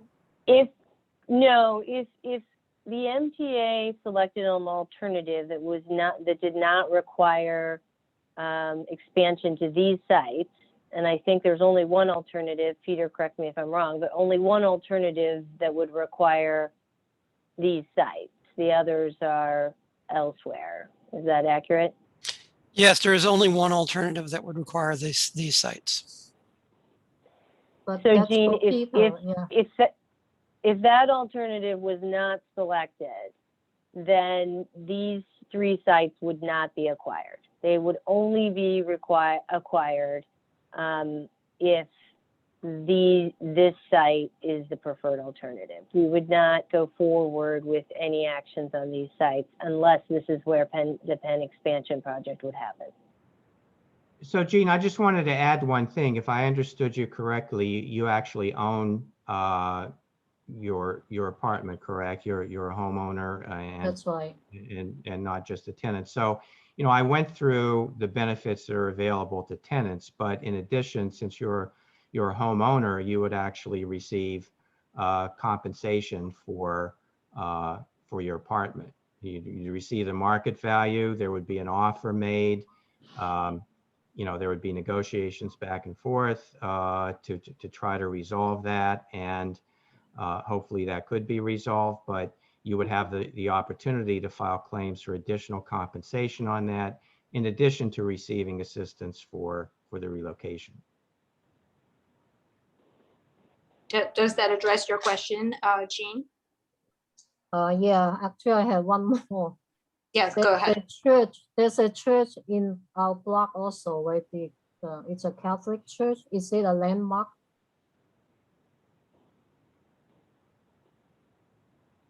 I don't believe that is a landmark, but I'm not sure offhand. I don't know if anybody else knows if that's a New York City landmark. It is not a New York City landmark. It is not. Okay. Nope, not a landmark.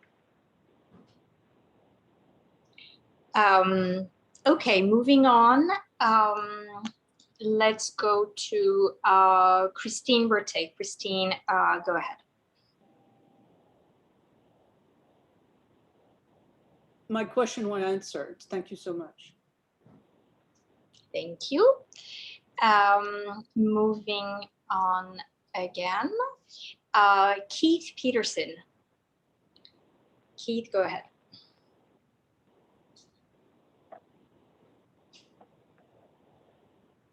Hi, thank you. I live at 408 8th Avenue. I am a college professor and physical therapist. There are a lot of professionals in this building who require, well, I won't go on that tangent. Here's my question.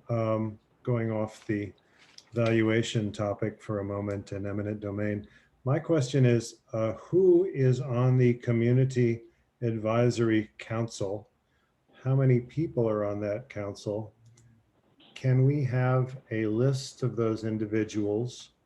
And who chooses them? So the original Community Advisory Committee comprises all local elected officials and other stakeholders in the area. I don't have the number. Holly, can you be specific about stakeholders? Are there owners of residential apartments? No, there is not a residential owner. And then, as I mentioned earlier, we expanded this with groups this spring. It's now, and Mariana or Angel, if you guys have an exact number, that would be helpful. And the expanded members all came from elected officials and the community boards and existing members of the CAC. The first group was selected by ESD. The second group, the folks that were added, were all at the request of the elected officials, and sort of represented a breadth of advocacy interests, and added more community board members and others. We can share that list of who's on the expanded working group. That would be appreciated. It's about. Do you have any follow-up questions? I don't have a follow-up question at the moment. Okay. Layla, just a minute. It's about 45 people to be around that. It's about 45 people. We normally have about 60 when you include elected staffs and ESD staff who participate, but it's about 45, and we can send it to Marissa. So 45 members of the, as we know it to be the CACWAG, the CAC working group. It's about that many, yes. Okay. But we'll send it to Marissa, but it's around that number. Thank you. And just Holly, correct me if I'm wrong, but it was more of a collaborative process of opening up the group to more members of the community boards, as well as other groups, other advocacy groups, but also more stakeholders. Vornado is a member of this CACWAC, so is Rebney. So it was more of a collaborative, broader group May of I answer that? stakeholders. May I answer that, Layla, real fast? It Sure. initially, it started out with community board, elected officials, and stakeholders. The elected officials came together with us, and they recommended several names, be it the union, be it residential stakeholders, be it the Municipal Art Society that was already on it, but different types of stakeholders, university experts, architects. So yes, it was really a collaboration, not only with ESD, but a collaboration with elected officials who had a large role in that. Yeah. Thank you. Keith, does that address your question? I don't know if Keith is still able to engage. Let's see. Here. Are there? Okay, great. Thank you. Thank you very much. And thank you for that explanation, Marion. I appreciate it. I would like to suggest going forward, I know that 45 to 60 people is quite a few people to have on an advisory council. I would like to very strongly recommend that some residential owners for all of the sites be included in the advisory council. All right, thank you. We'll see what we can do. Thank you very much. Thank you. As I said at the beginning of this Q&A session, if you're joining by phone, you can dial *9 to indicate that you wish to speak. And if you do, then you would press *6 to unmute yourself. So do we have any further questions, comments from members who are joining online or over the phone? Any further questions or comments? Layla, I'm sorry, I wanted to say one other thing. Yes, I'll raise my hand. Vornado is not part of the Community Advisory Working Group. Just like they attend some of the meetings, but they're not a part of the Community Advisory Working Group as a member. Oh, okay. Okay, thank you for clarifying. I was under the impression that Cal Westbrook was a member. No. Okay. All right, thank you for this clarification. Any further questions or comments from attendees of this meeting? Yes, it's going too fast. Alan Lee. Alan, go ahead.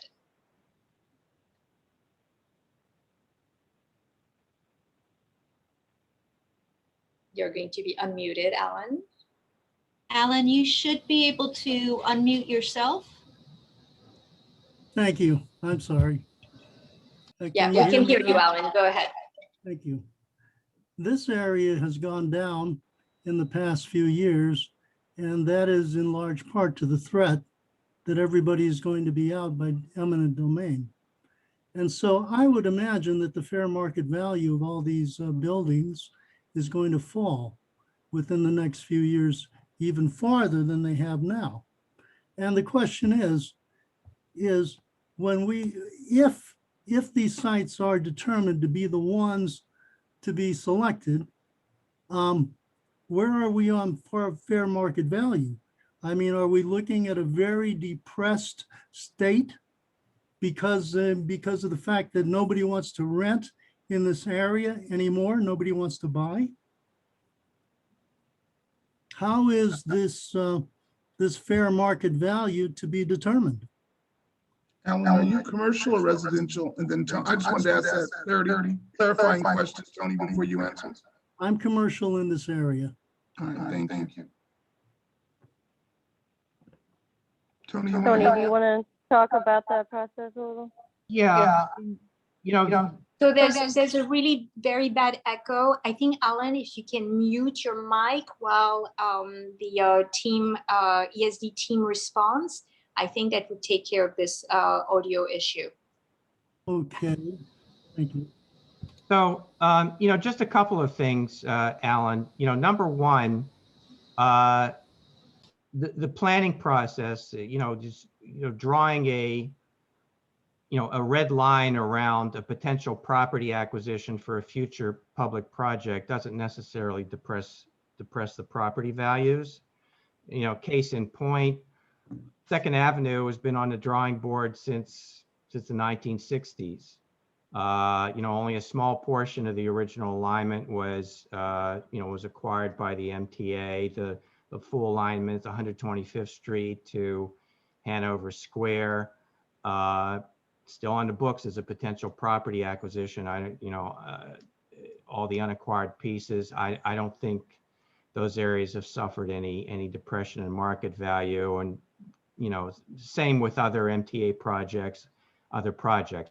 But should there be a depression that's directly associated with the project, property owners would be able to make the case for going back to an earlier point in time to get comparable sales or comparable rentals. So, all that's part of the negotiation process and part of the appraisal process, with the ultimate goal of fairly compensating property owners. And if there were extraordinary circumstances that may have depressed property values, those would be taken into account both in the appraisal process and the negotiation process. But it's not necessarily the case that it would occur in this neighborhood.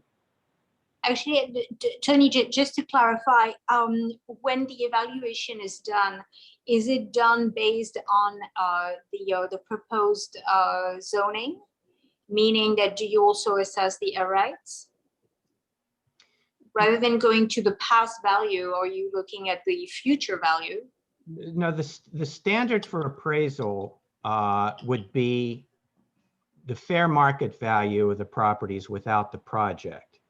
And that's based on not only their existing use, but there's something called their highest and best use. So, very simple example, most parking lots are considered interim uses. So the property owner wouldn't be limited to what the income that is being generated from the property. They could take that into account. There wouldn't be limited to the fact that you have an undeveloped piece of property. From the appraisal standpoint or the valuation standpoint, it's the highest and best use. What is the maximum feasible use of this property under existing zoning, not the ESD overridden zoning, the existing zoning. So that's how it would work. So if you had a property that could have been developed, had excess development rights under the existing zoning, those would be taken into account in the appraisal process, not just the value of the existing use. But in terms of the timeline, isn't it likely that the GPP would be approved before the Nepa process has concluded? Correct, but from a property acquisition standpoint, one wouldn't take into account the enhanced value from the project. In other words, Why not? If all of a sudden the FAR is 33 at the time of the acquisition, isn't that what should be the basis for the negotiation? No, there's a legal standard, Leah, that doesn't credit enhancement from the project because the project is creating the value. It's to make the property owner whole as if the project never occurred.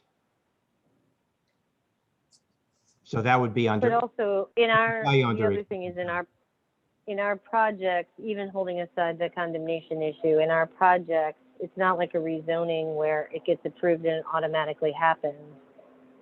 We would have to sort of make deals on each of those sites for that to go forward.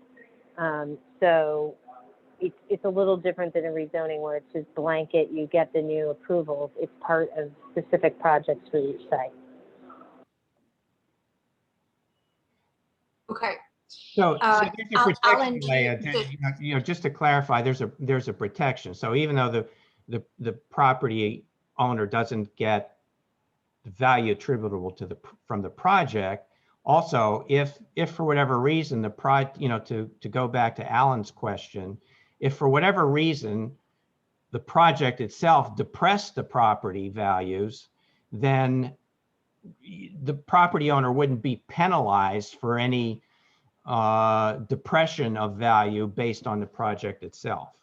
So it's a leveling out to make sure that the property owner is treated as if the project never happened, both from a positive and a negative perspective. Okay. Alan, does that address your question? And do you have a follow-up question?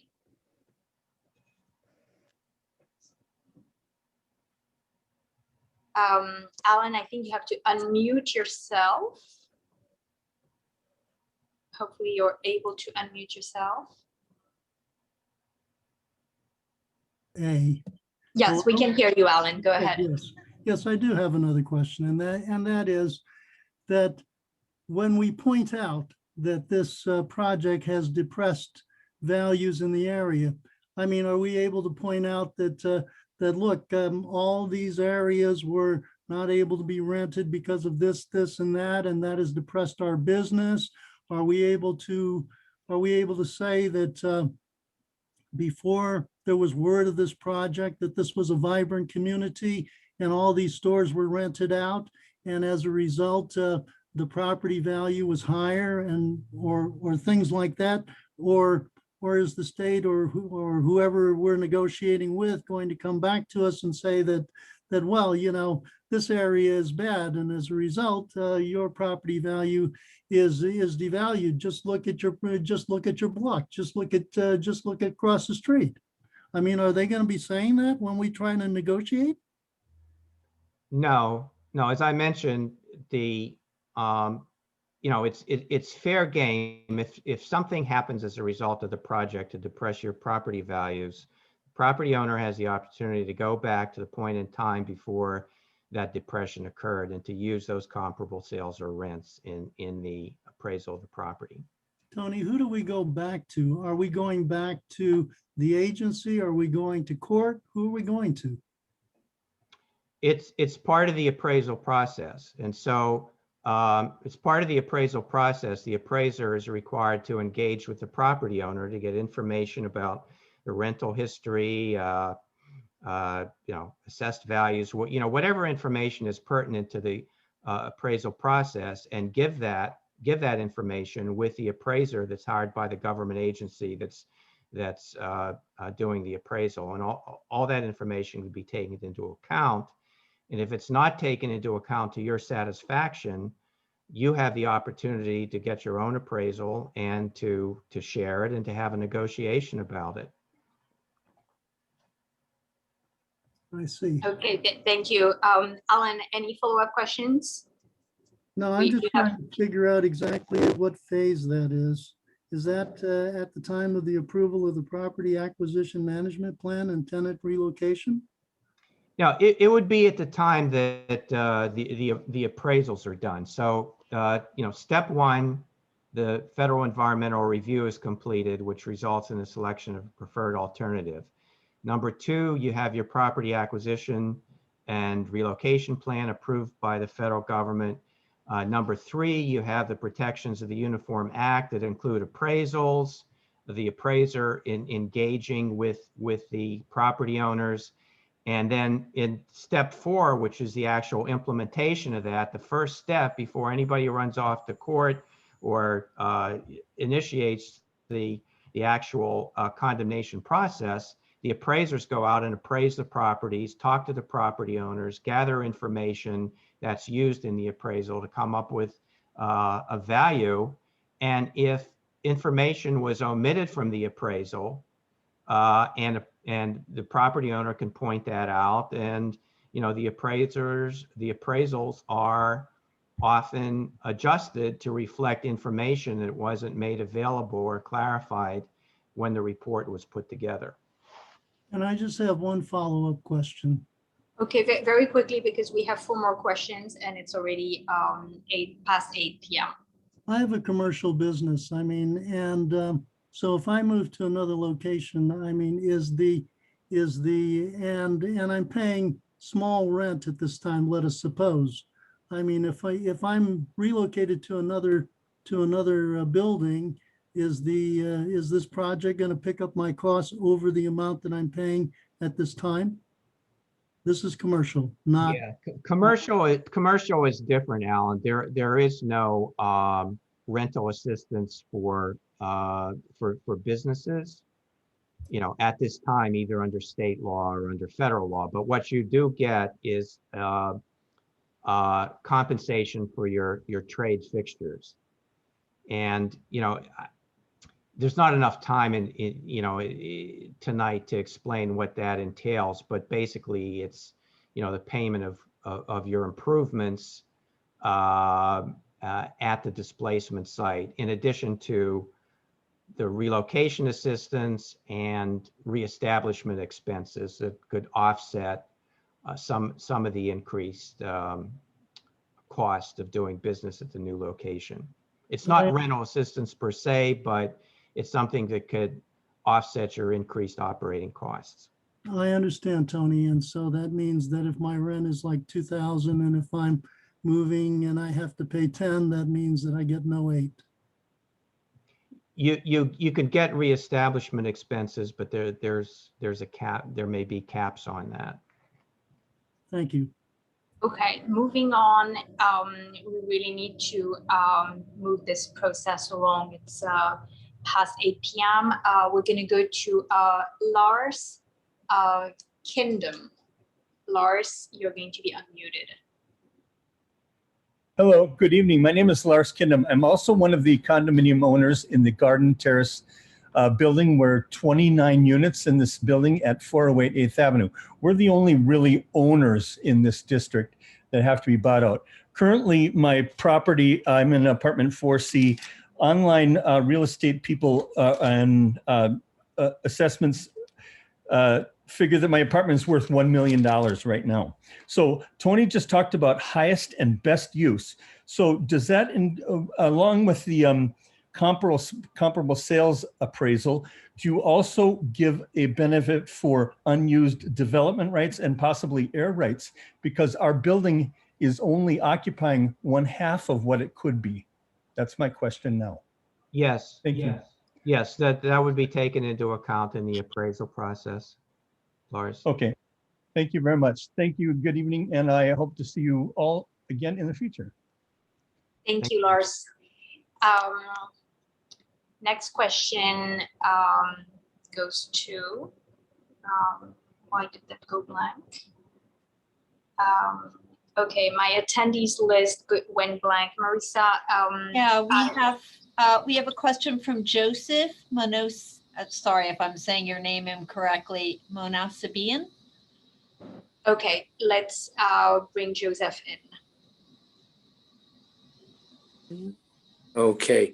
The redevelopment sites of 1, 2, and 3, which I have a building on number 2, will only occur if these blocks are selected as the preferred alternative for Penn Station expansion. What if it's not? Is it any possibility that these 3 sites would enjoy a higher FAR if they're not accepted and we keep them? Is it possible? Is that a possibility at all, or are we just? Am I dreaming about the possibility of that? That is not planned as part of this process.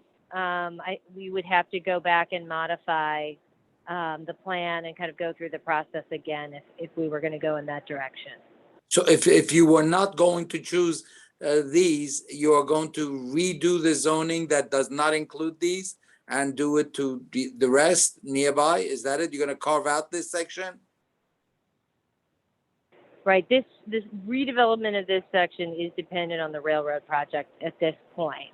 We would have to revisit that. Is there any possibility that it might get the expansive FAR and not be chosen as part of the either eminent domain or purchasing out the buildings? Is there any possibility of that?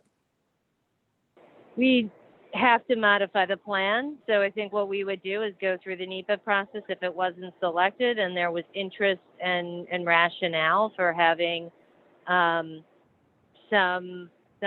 higher density there. We would have to modify the plan, which is a process we do on these kinds of long-term GPPs like the World Trade Center and other large-scale areas, 42nd Street, Times Square. We do modify these plans over time because things change. So we would have to go back and do a modification, and start the public process again.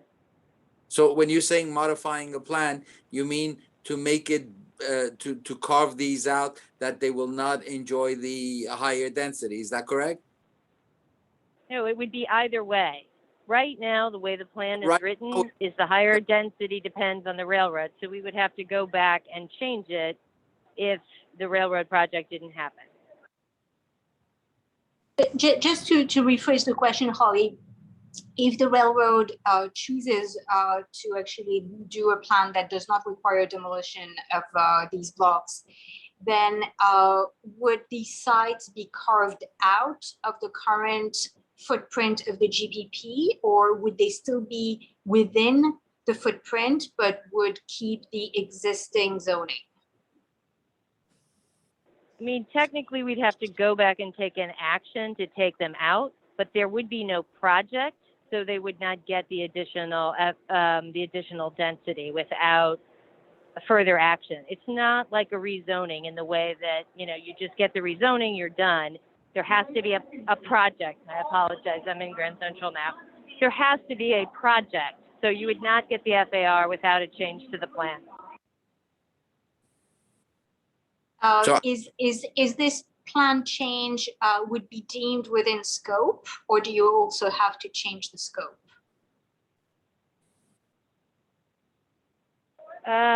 We have to talk to our environmental folks.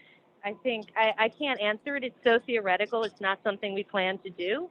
So, this would be starting from pretty close to scratch on looking at what the environmental impacts would be and doing a modification to the general project plan. There's no plans to do that at this point.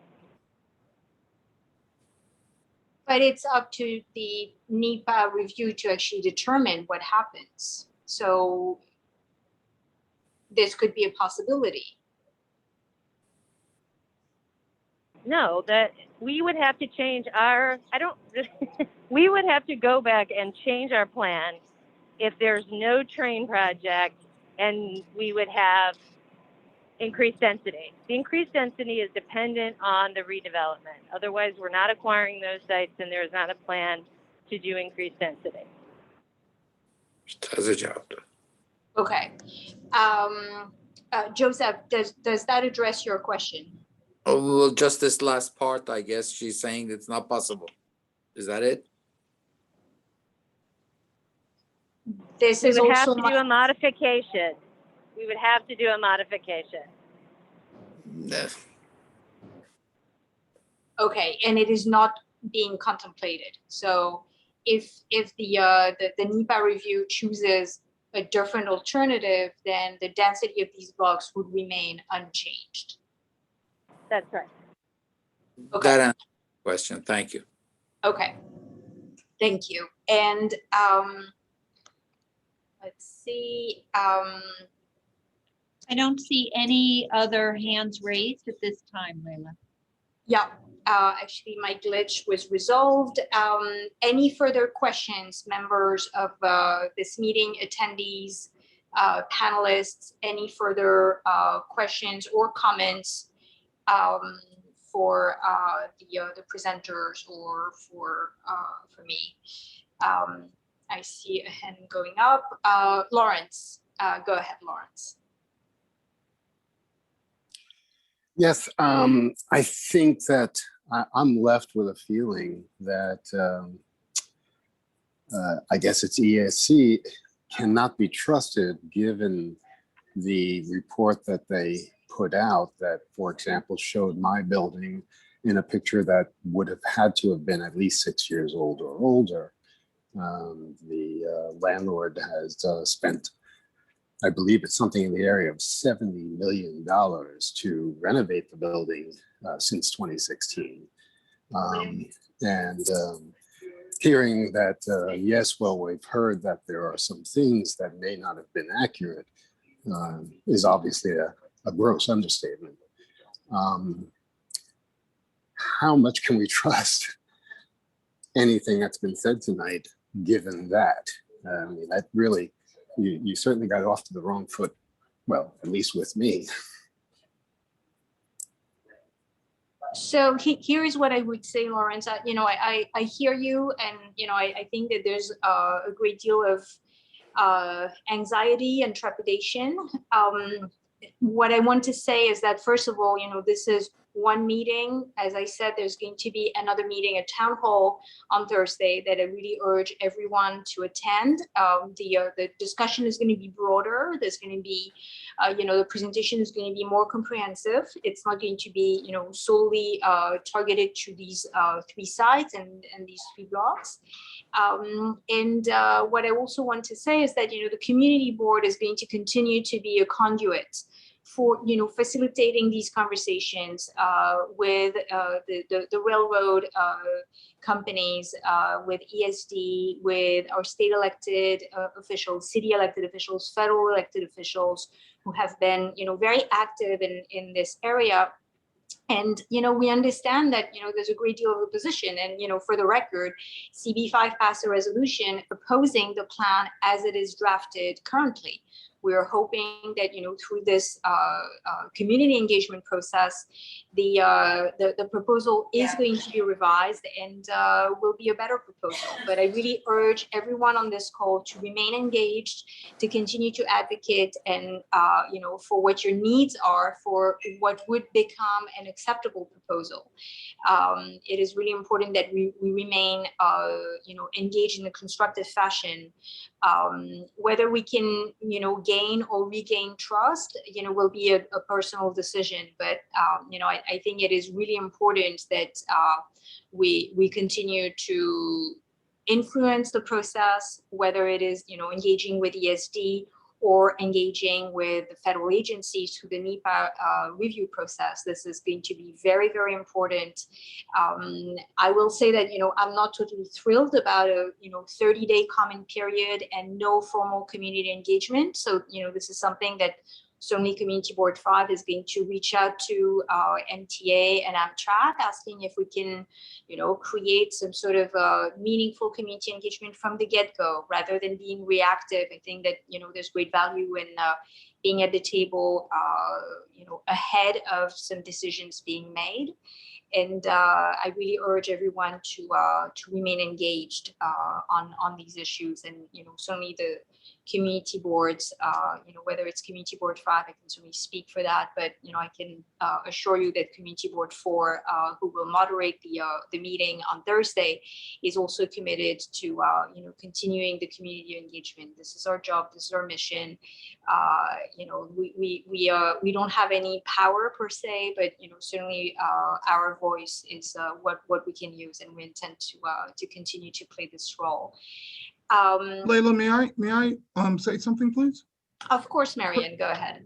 First, let me thank you for moderating and thank the community boards 4 and 5 and all the elected officials who put this meeting together. We appreciate that.